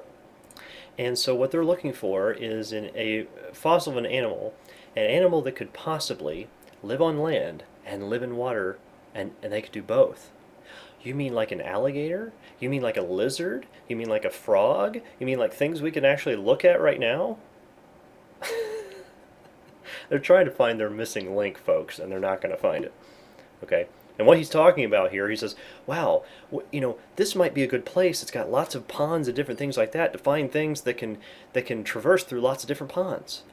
You're kidding. You mean like lizards and frogs? No way. And indeed, scientists found it. Tiktaalik, this fish lizard guy. And they found several specimens. Okay, now in the picture, this is what's hilarious. He's like this fish lizard thing, and what he's showing here. Now this is propaganda at its best. I wish I could show this to you guys on the screen. I'm just not that skilled at video editing. I really don't have time to do a lot of video editing. What I really need is someone who's going to take the time and like dedicate to do a bunch of video editing for us, so we can put this on videos and show people. This Tiktaalik that he's talking about. Now he's got a picture of it. It's a drawing, an artist's rendition. Now remember, the artist's rendition is not necessarily reflective of the facts, okay? Because look what he did. He's got this artist's rendition of this lizard fish, and it's half lying on a beach and half in the water. Okay? Now first of all, it doesn't even look like it doesn't look physically right, like it's not really setting on the sand or in the water correctly. Their whole intention was to try to put it like, oh, look, it's trying to get on land. It's trying to grow legs. And if it just wishes hard enough, one day, many, many generations later, it'll get legs. Well, that's exactly how this has to happen. They have to wish and hope and pray that it'll happen. So first of all, this artist's rendition of this thing going onto land, like, oh, I want to be a land creature now. I was swimming in the water, but now I can go on land.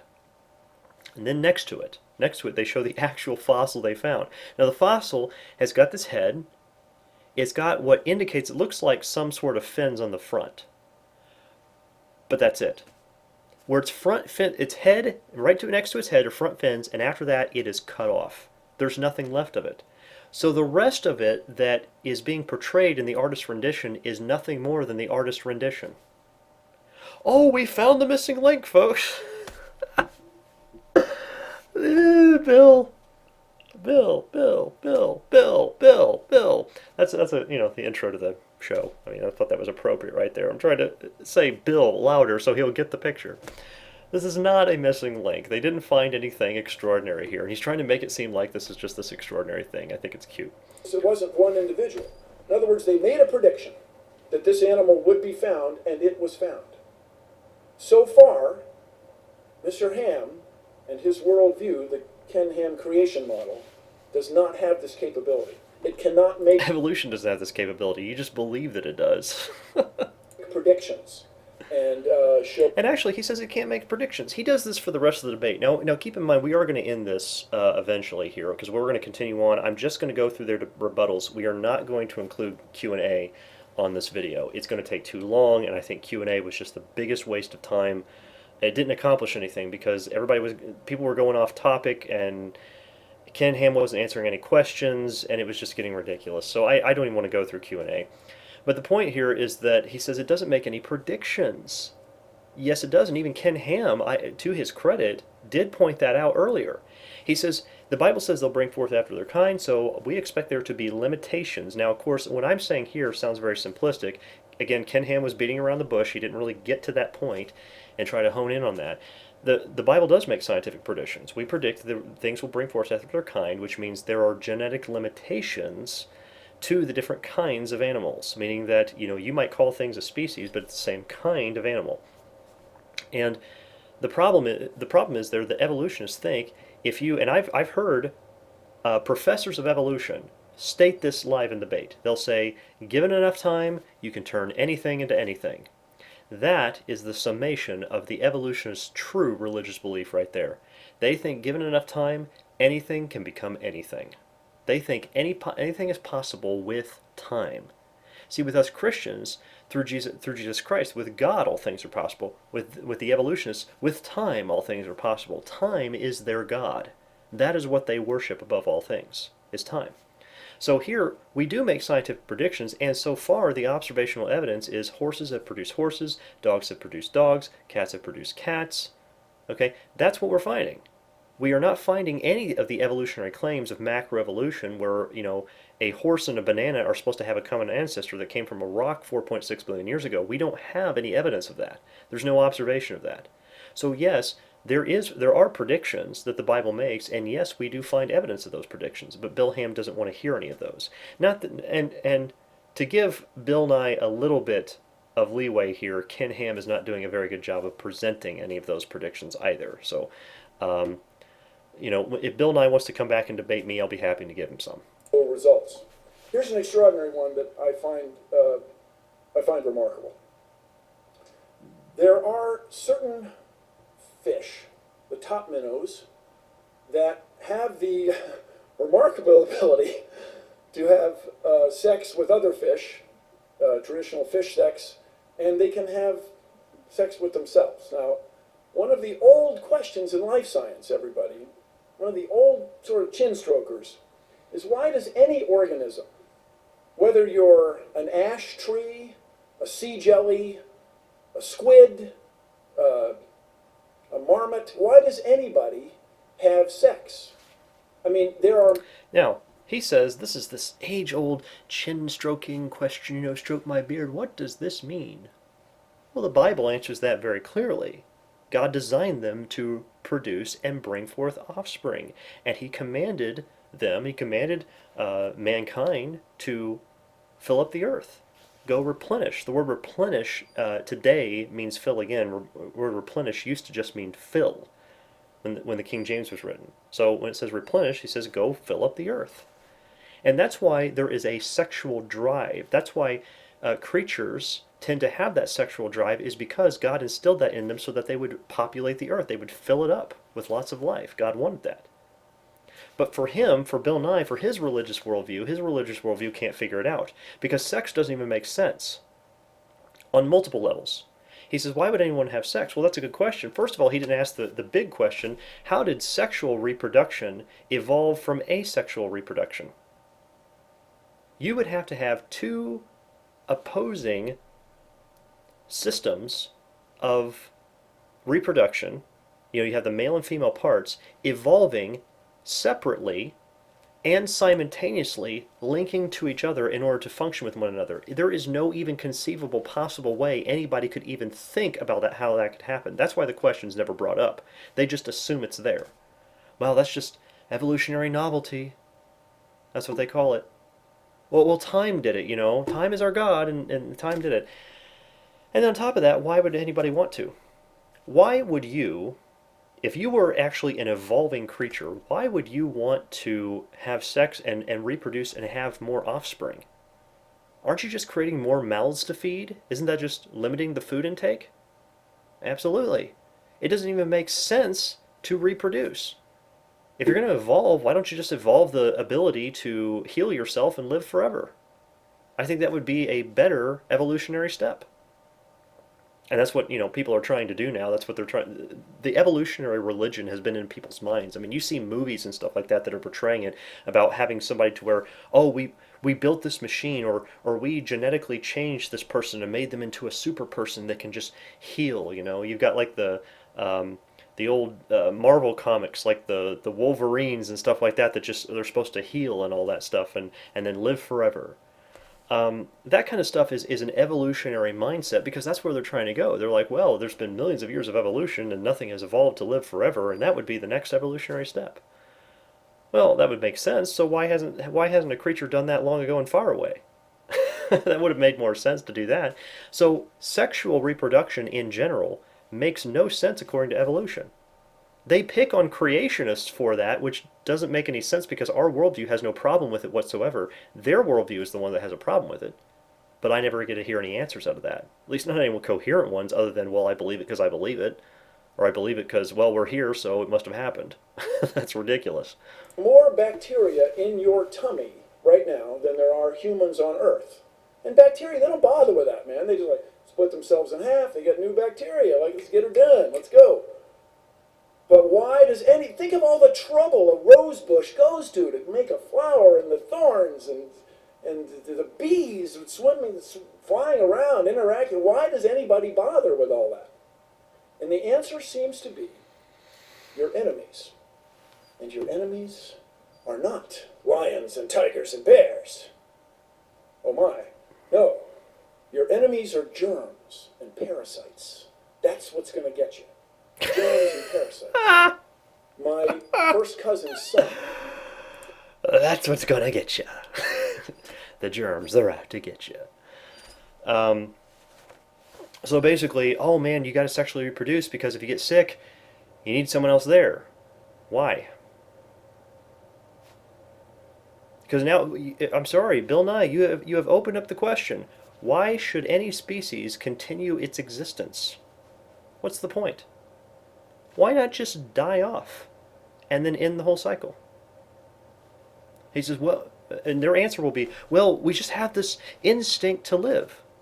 You don't have any reason for that whatsoever. All you just did was say it's there. Well, we stay alive because we want to stay alive.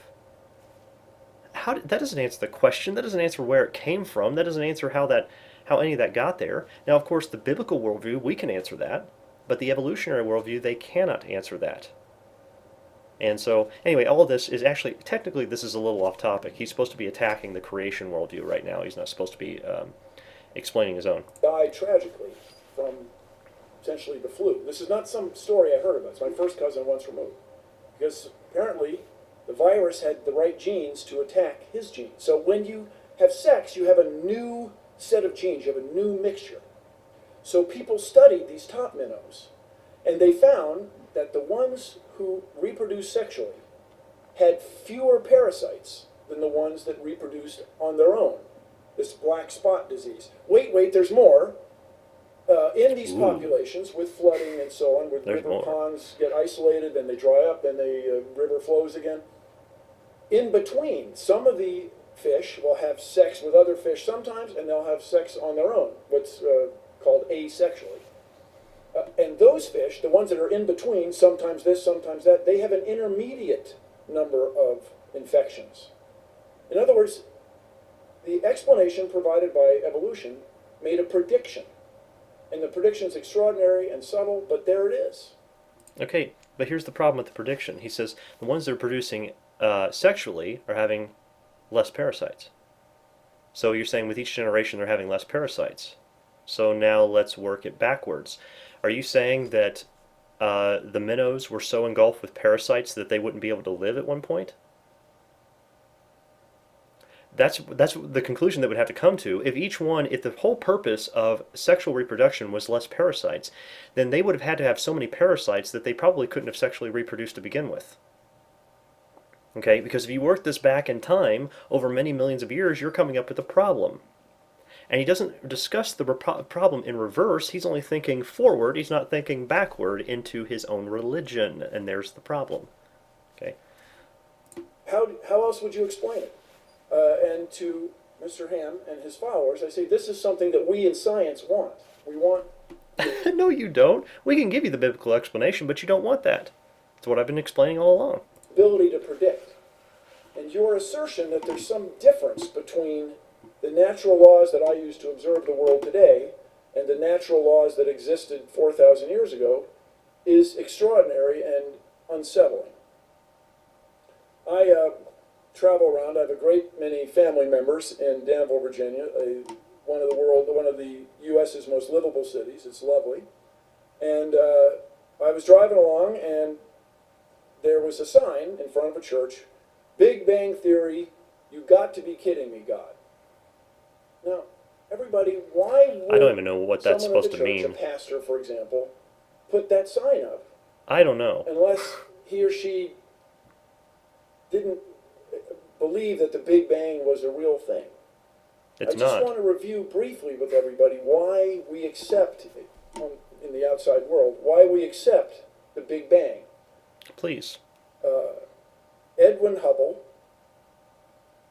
oh sorry, there you go. You got to be kidding me, God. Edwin Hubble was sitting at Mount Wilson, which is up from Pasadena, California. On a clear day, you can look down and see where the Rose Parade goes. It's that close to civilization. But even in the early 1900s, the people who selected this site for astronomy picked an excellent site. The clouds and smog are below you. And Edwin Hubble sat there at this very big telescope night after night studying the heavens. And he found that the stars are moving apart. The stars are moving apart. And he wasn't sure why, but it was clear that the stars are moving farther and farther apart all the time. So people talked about it for a couple decades. And then eventually another astronomer, almost a couple decades, another astronomer, Fred Hoyle, just remarked, well, it was like there was a Big Bang. Now let's stop. Okay, now what you're seeing is here, he says, notice the stars were slowly moving. I don't know of a person, no matter what their belief system is, that would disagree with that. But what happened is the next person he mentioned here stood up and said, well, they must have all come from a Big Bang. There's his religion. This is how easy it is to go from science to religious assumptions. And many people they do it so often and so frequently, they don't even see themselves doing it. And Bill Nye is one of those. He's so brainwashed into his religion, he can't even see when he does it. There was an explosion. This is to say, since everything's moving apart, it's very reasonable that at one time they were all together. And there's a place from whence these things expanded. And it was a remarkable insight. But people went still questioning it for decades. Science and conventional scientists questioning it for decades. These two researchers wanted to listen for radio signals from space, radio astronomy. And this is, while we have visible light for our eyes, there's a whole other bunch of waves of light that are much longer. The microwaves in your oven are about that long. The radar at the airport is about that long. Your FM radio signals about like this. AM radio signals are kilometers. They're several soccer fields. I also need to stop here, and I just remembered I wanted to mention something to look up. He said this astronomer Fred Hoyle, he says, well, maybe there's this Big Bang. Now, what did Bill Nye just make that seem like to you? He made it seem like that, of course, Fred Hoyle coined the phrase Big Bang, and that's true. He made it seem like, well, you see, this is a new theory, and we're going to call it the Big Bang. That's what he makes it seem like Fred Hoyle was doing. In fact, the Big Bang model was come up with decades before Fred Hoyle, and it was made fun of in science for the longest time. Fred Hoyle accidentally coined the phrase because he called it the Big Bang, intending to belittle it over the radio.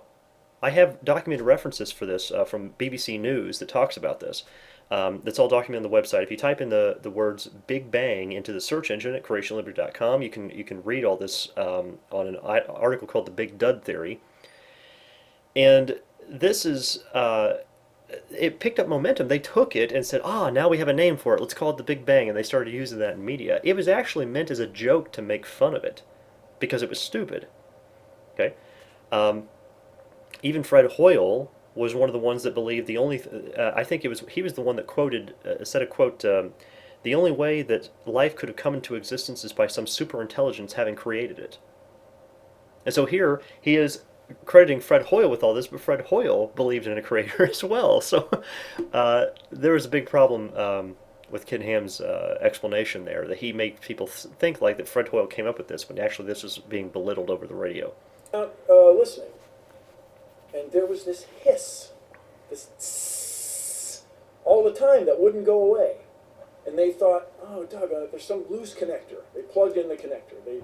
They re-screwed it, and they made it tight. They turned it this way. The hiss was still there. They heard it that way. It's still there. They thought it was pigeon droppings that had affected the reception of this horn, it's called. This thing is still there. It's in Basking Ridge, New Jersey. It's a National Historic Site. And Arno Penzias and Robert Wilson had found this cosmic background sound that was predicted by astronomers. Astronomers running the numbers, doing math, predicted that in the cosmos would be left over this echo, this energy from the Big Bang that would be detectable. And they detected it. We built the Cosmic Observatory for Background Emissions. Okay, now here's the problem. You can have random, let's say that everyone in a police station, okay, they're investigating a murder, and everyone has a theory of who did it, okay? They got a list of suspects out there, and each one comes up and they think another person did it. When they finally find the one person who did it, somebody is going to be right. Duh. Okay? Astronomers, over the past 100 years, have predicted tons of things. Many of them were false. Some of them were right. And then it happened that some of them that might believe in one thing, or one that believes in another, will say, well, my theory is right because I predicted this. Hang on a second. Just because you predicted that something might be there doesn't mean that what you're saying is true. Just like we've talked about all the different things that Bill Nye has assumed throughout his entire presentation that I've described here, you're seeing are built on false assumptions. Okay? The predictability power that it has, I mean, you give enough options to something, one of them is eventually going to be right, okay? But that just because you find some background radiation in the universe does not mean a Big Bang happened. There could be all sorts of reasons for the background radiation. There could be all sorts of reasons for the stretching out of the stars. Again, the Bible says that God stretcheth the heavens out as a curtain. That's where everything's clumped together and he spreads them out. And apparently today they're still moving outward.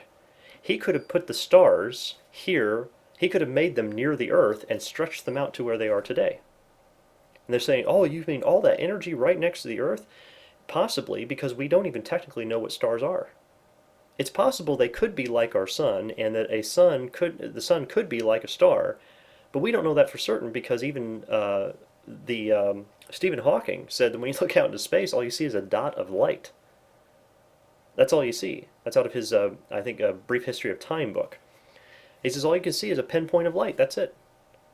But yet the evolutionists are assuming they know everything about stars, when technically they've never even seen one before. So, continuing here. Hobie spacecraft, and it matched exactly the astronomers' predictions. You got to respect that. It's a wonderful thing. We do. Now, along that line is some interest in the age of the Earth. Right now, it's generally agreed that the Big Bang happened 13.7 billion years ago. And here's what's funny. I have to admit that he's like, the Big Bang happened, 13 some odd billion years ago. Oh, okay, well, a few years ago, it was the absolute number was 14.6, and a few years before that, it was 15, and then it was 18, and there was 20, and it changes all the time. Nobody really has a set down date for this thing. But the whole time he's talking about this, he's showing the periodic table of elements. Well, if the Big Bang produced some hydrogen and some helium, how did you get all these other elements to evolve? That's very interesting. They'll say, well, you can fuse them in stars, but you can't get past iron with fusion. And even then, the iron breaks down. So all experiments have shown you can't get past iron with fusion, so how'd you get all these other elements? And if you're going to say you confuse them in stars, then you have a chicken and egg problem. Which came first, the stars to make the elements or the elements to make the stars? Because the stars themselves are made of chemicals. Well, you've got a serious problem here. And of course, Ken Ham's not going to bring this up, and Bill Nye really doesn't have any answer to this, neither does any other evolutionist. What we can do on Earth, these elements that we all know on the periodic table of chemicals, even ones we don't know, are created when stars explode. And I look like nobody, but I attended a lecture by Hans Bethe, who won a Nobel Prize for discovering the process by which stars create all these elements. The one that interests me especially is our good friends rubidium and strontium. Rubidium becomes strontium spontaneously. It's an interesting thing to me. A neutron becomes a proton, and it goes up the periodic table. When lava comes out of the ground, molten lava, and it freezes, turns to rock, when the melt solidifies or crystallizes. Before we continue, I would just want to make a note here that on the periodic table he's pointing out, this rubidium and strontium that he's talking about is atomic number 37 to 38, whereas iron, I just said they can't get past in star fusion, or in fusion at all experiments have shown you can't get past iron, is number 26. So these are far beyond where fusion has been proven to take place. So what he's saying is that, oh, this is the process by which stars make all these chemicals. Yet at the same time, the actual observable and scientific experiments have shown that that can't happen. Well, I'm saying, wait a second, how are you supposed to get this fusion to happen if the experiments are showing it can't? So I'm not saying that some of the stuff that he's talking about, these different protons and neutrons going up the ladder like this, cannot happen under certain circumstances, but the circumstances would already have to be established by something, and it's definitely not the Big Bang. So, continuing. It locks the rubidium and strontium in place. And so by careful assay, by being diligent, you can tell when the rock froze. You can tell how old the rubidium and strontium are, and you can get an age for the Earth. When that stuff falls on fossils, you can get a very good idea of how old the fossils are. Nope. Because all that's based on a uniformitarian assumption. It's built on many assumptions, actually, and in practice, it doesn't actually work. The problem is, well, there are numerous problems that come into the dating situation, because with the dating, what you have is an assumption that there is, well, first of all, that the things that you're dating are not contaminated, number one, okay? Number two, you're also assuming when or how long it has been deteriorating. You're assuming, a lot of times they're assuming the decay rates. I would say that, when they take something like KAR dating, as potassium argon, when you have things like that. I have an entire video where I talk about that issue. I think I have a video where I talk about that issue. If not, just type in KAR into our search engine on our website. It'll bring up an article on potassium argon dating and the serious problems with that. And it will demonstrate the basic assumptions on which they build these dating. The whole radiometric dating thing, it's built on these assumptions. They're religious assumptions. Again, radiometric dating would not be feasible if the geologic column were not first established. You see, they base what they're dating on the geologic column. Okay, where did we find this? What type of material is it? Where does this fit in the geologic column? Okay, then when they date things, they get back a wide variety of numbers. Okay, they've got this huge, let's say, array of numbers out here, hundreds of them, right? Let's say they have hundreds of them. So which date is right? Well, they're going to look at the geologic column. Okay, this thing that we're dating is positioned right here, and then we're going to go over here. Okay, this one matches, this one matches, this one matches. So let's take these three out, and let's average them together, and boom, there's your date. It's not really based on the carbon dating. Yes, or not carbon dating, but radiometric dating in general. They do the dates. They do sample the chemicals that they're analyzing. They do sample those. They get tons of different samples, but which sample's the right date? That's the real question. And that is all based on the geologic column, and the geologic column was made up in pure imagination by a guy named Charles Lyell, who was a lawyer from Scotland, who made this thing up out of the clear blue sky, and the only place the geologic column exists today is in the textbooks. It does not exist on Earth. And there was one evolutionist I said, yes, it does. It exists in like 27 places on Earth it exists. No, you found 27 places on Earth where the sediment layers have been ordered in the order that you want them to be in. But that doesn't mean the geologic column exists anywhere. Plus, if if the geologic column was real, wouldn't all those layers be uniform all over the Earth, or at least for 99% of it? For most of it, I don't know, for 70% of it. No, they found 27 unique places on the planet where the layers line up, or the fossils line up in the order that they want them to. Because here's the problem. Remember earlier when he was saying that, I defy you to find me one fossilized creature that's not in this particular order where it's supposed to be. Remember earlier when I said, how do you tell the difference between Cambrian limestone, Jurassic limestone, Permian limestone? How do you tell the difference between those? They go to the geologic column. The way they determine which type of limestone it is by which fossil they find in it. And the way they determine where that fossil goes is by which rock layer it is in. It's circular reasoning is what he's using there, and Ken Ham doesn't point this out. Nye has a huge fallacy, logically and scientifically. There is no logic or science in any of his religious beliefs on that. I encourage you all to go to Nebraska, go to Ashfall State Park, and see the astonishing fossils. It looks like a Hollywood movie. There are rhinoceroses, there are three-toed horses in Nebraska. None of those animals are extant today, and they were buried catastrophically by a volcano in what is now Idaho, is now Yellowstone National Park, what's called the hot spot. People call it the super volcano. And it's a remarkable thing. Apparently, as I can tell you, as a Northwesterner around for Mount St. Helens, full disclosure, I'm on the Mount St. Helens board. When it goes off, it gives out a great deal of gas that's toxic and knock these animals out. Looking for relief, they go to a watering hole, and then when the ash comes, they were all buried. It's an extraordinary place. Yeah, and so he's assuming that. There again, he's assuming that's what happened. They don't know that's what happened. Again, they find a fossil in the ground. What do you know for certain? It died. You don't even know where it died. Floodwaters can carry that over. Turbidity currents bury them. You don't even know where it died.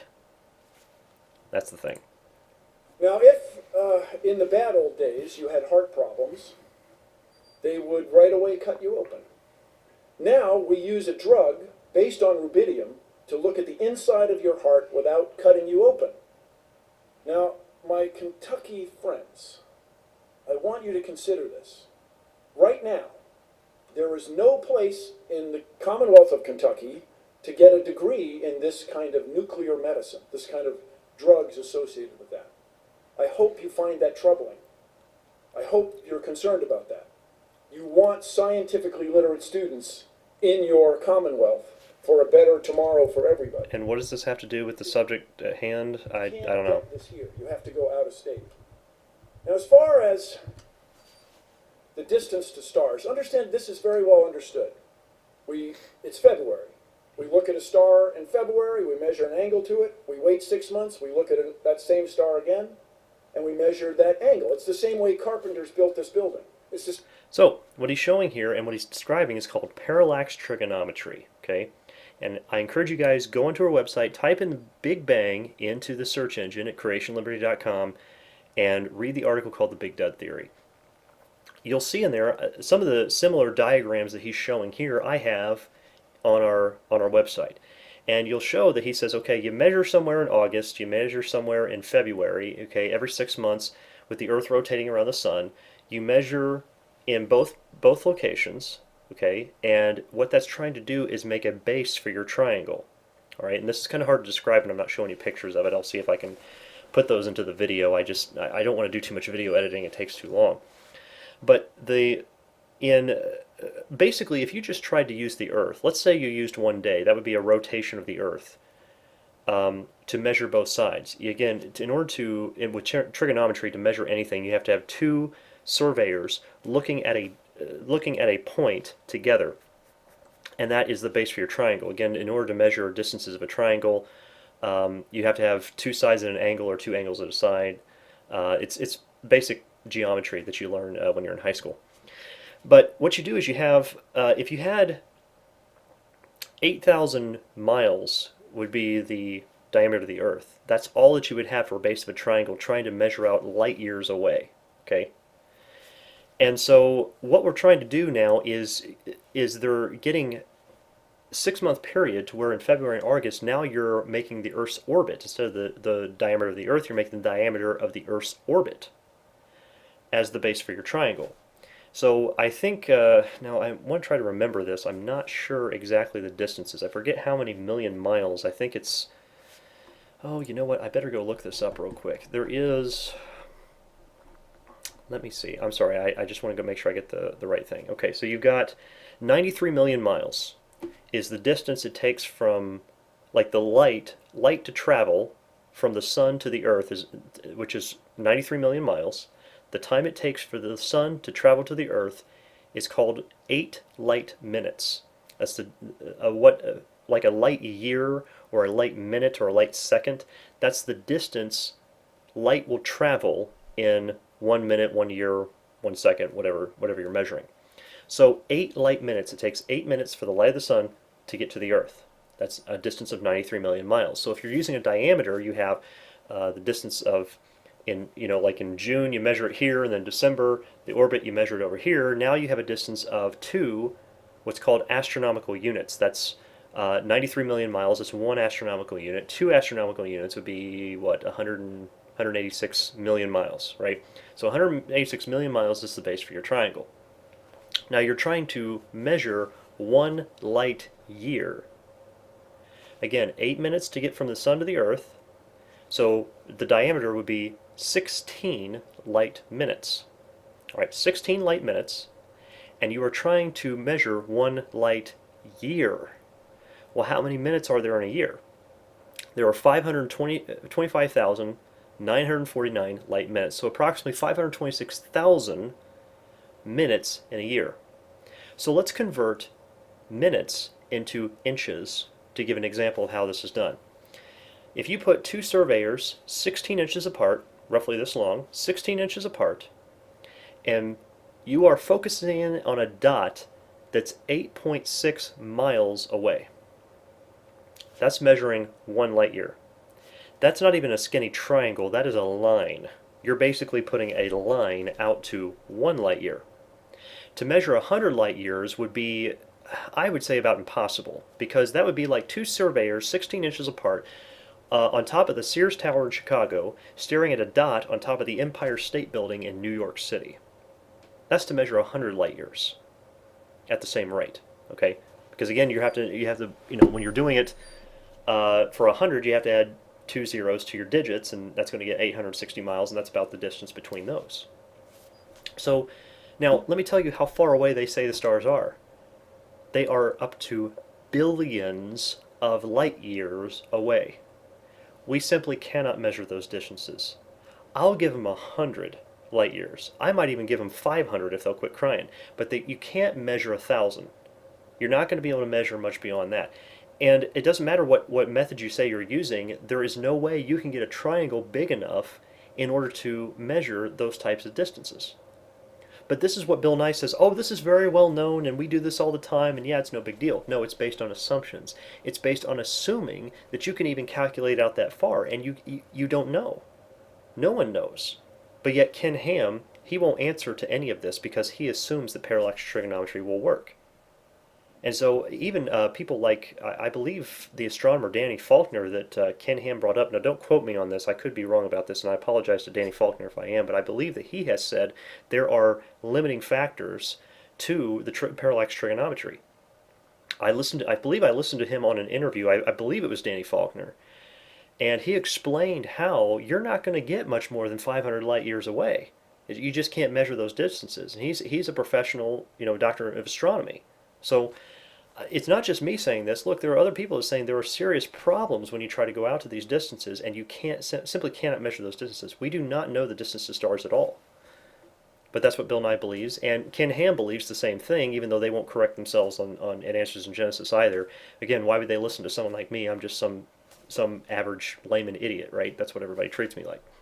Same way surveyors surveyed the land that we're standing on.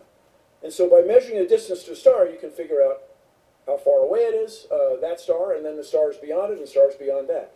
There are billions of stars, more than 6,000 light years from here.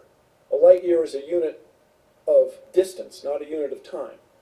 There are billions of stars. Mr. Ham, how could there be billions of stars more distant than 6,000 years if the world's only 6,000 years old? And another thing he's also assuming, again, you need to look at our article on called the Big Dud Theory and read through that carefully. I have the documentation where the speed of light has been measured for hundreds of years, and over the past few hundred years, the speed of light has shown a steady decline.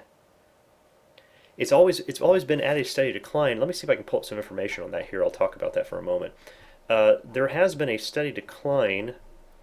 If I can find the right spot, I apologize. I didn't have any of this pulled up because I didn't know what I was going to talk about on here. There has been a steady decline. There's a study by Barry Setterfield and Trevor Norman on the Syntech Journal in 2000. They posted their findings on this, and according to historical documentation, along with their findings, there's been a steady decline in the speed of light, at least up until the 1950s. Now that's very interesting. Why is it that up until the 1950s that there's no longer a decline in the speed of light?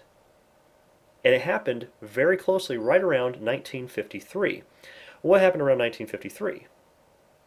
Well, I don't think it was in 1953. The decline stopped after that, but it was close to that time.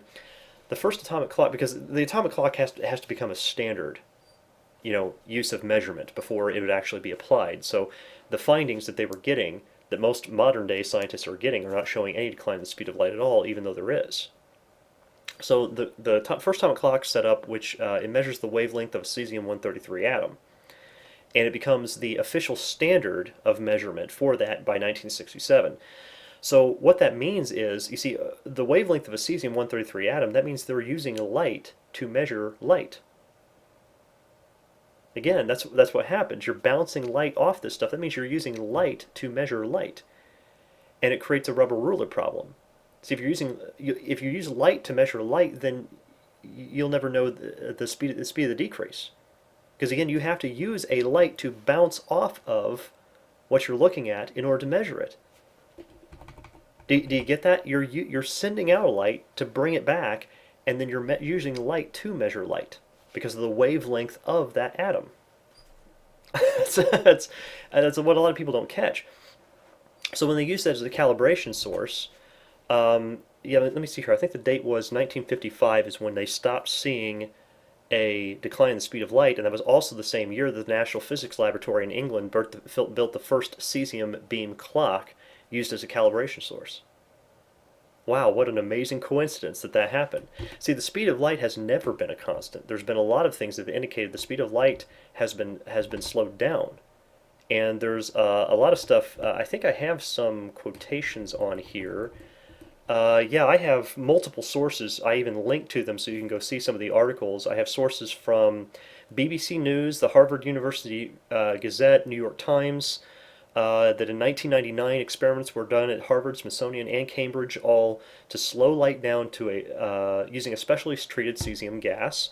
The first experiments yielded to 38 miles per hour. 2 years later, they stopped light completely, stopped it, and then released it like a material particle. And it was also being able to be speeded up 300 times faster than normal. So light is not a constant. It never has been. And that's the problem in their calculations, okay? On top of that, even if there was a constant speed of light, let's take this. Let's say God created all the stars near the Earth and he spread them out to where they were now. That's simply going to stretch the light out to where it was, which means the light doesn't have... the question is not how long does it take the light to get from there to here. The question is how long did it take the star to get from here to there? Because God stretched them out as a curtain, it says in Psalm. So there's some interesting things to consider there. But Bill Nye, again, he has a religion, and his religion is the only thing that can possibly be true, and so he will ignore anything. He will ignore all assumptions and just claim that his assumptions are fact in order to justify himself escaping from God. It's an extraordinary claim. There's another astronomer, Adolf Kittel, who remarked first about the reasonable man. Is it reasonable that we have ice older by a factor of 100 than you claim the Earth is? We have trees that have more tree rings than the Earth is old. That we have rocks with rubidium and strontium and uranium and potassium argon dating that are far, far, far older than you claim the Earth is. And again, go into our article or onto our website, type in KAR, the letters KAR, search for that. It'll pull up an article talking about the problems with potassium argon dating. Read that, and it's absolutely hysterical when you look at it. I think we did a podcast episode on that. I can't recall, but I think we did. If you look on our YouTube channel in one of our older playlists, you might be able to see that, and that'll explain a lot more. Could anybody have built an ark that would sustain better than any ark anybody was able to build on the Earth? Oh man, he's really getting worked up. He is preaching that religion, man. Why don't you start banging the pulpit? You got one in front of you. So if you're asking me, and I got And we're not. the impression you were, Nope. is Ken Ham's creation model viable? I never asked him. Like I said at the beginning, I never even listened to this guy's, stupid statements he's putting on YouTube because Bill Nye is not the final authority in all matters of faith and practice. Bill Nye is not the face of science, and he's not the authority on the matter. No one is. The facts are the authority on the matter, okay? And the real authority over all creation is the Lord Jesus Christ. I say no. Absolutely not. Now, one last thing. You may not know that in the U.S. Constitution, from the Founding Fathers, is the sentence to promote the progress of science and useful arts. Yeah, it also has, in the First Amendment, protections about freedom of religion and freedom of speech. So, trying to silence creationists is not the way to go there constitutionally.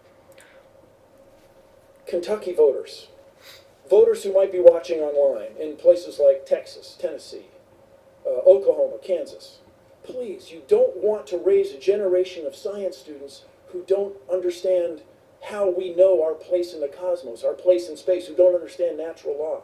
We need to innovate to keep the United States where it is in the world.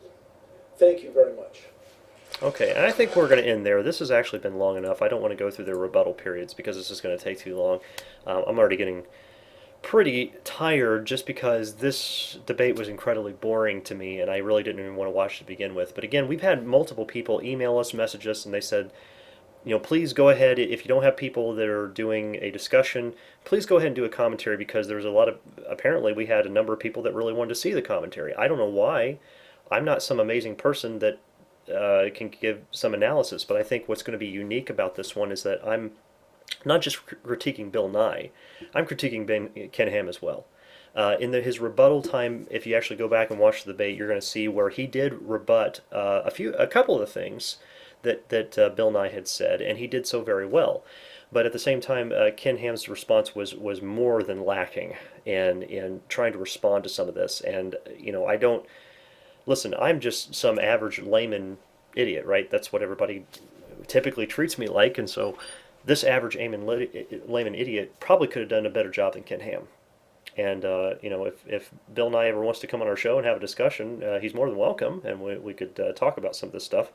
I certainly Bill Nye probably knows more about science in general than I do, but the problem is that I know more about his religion than he does.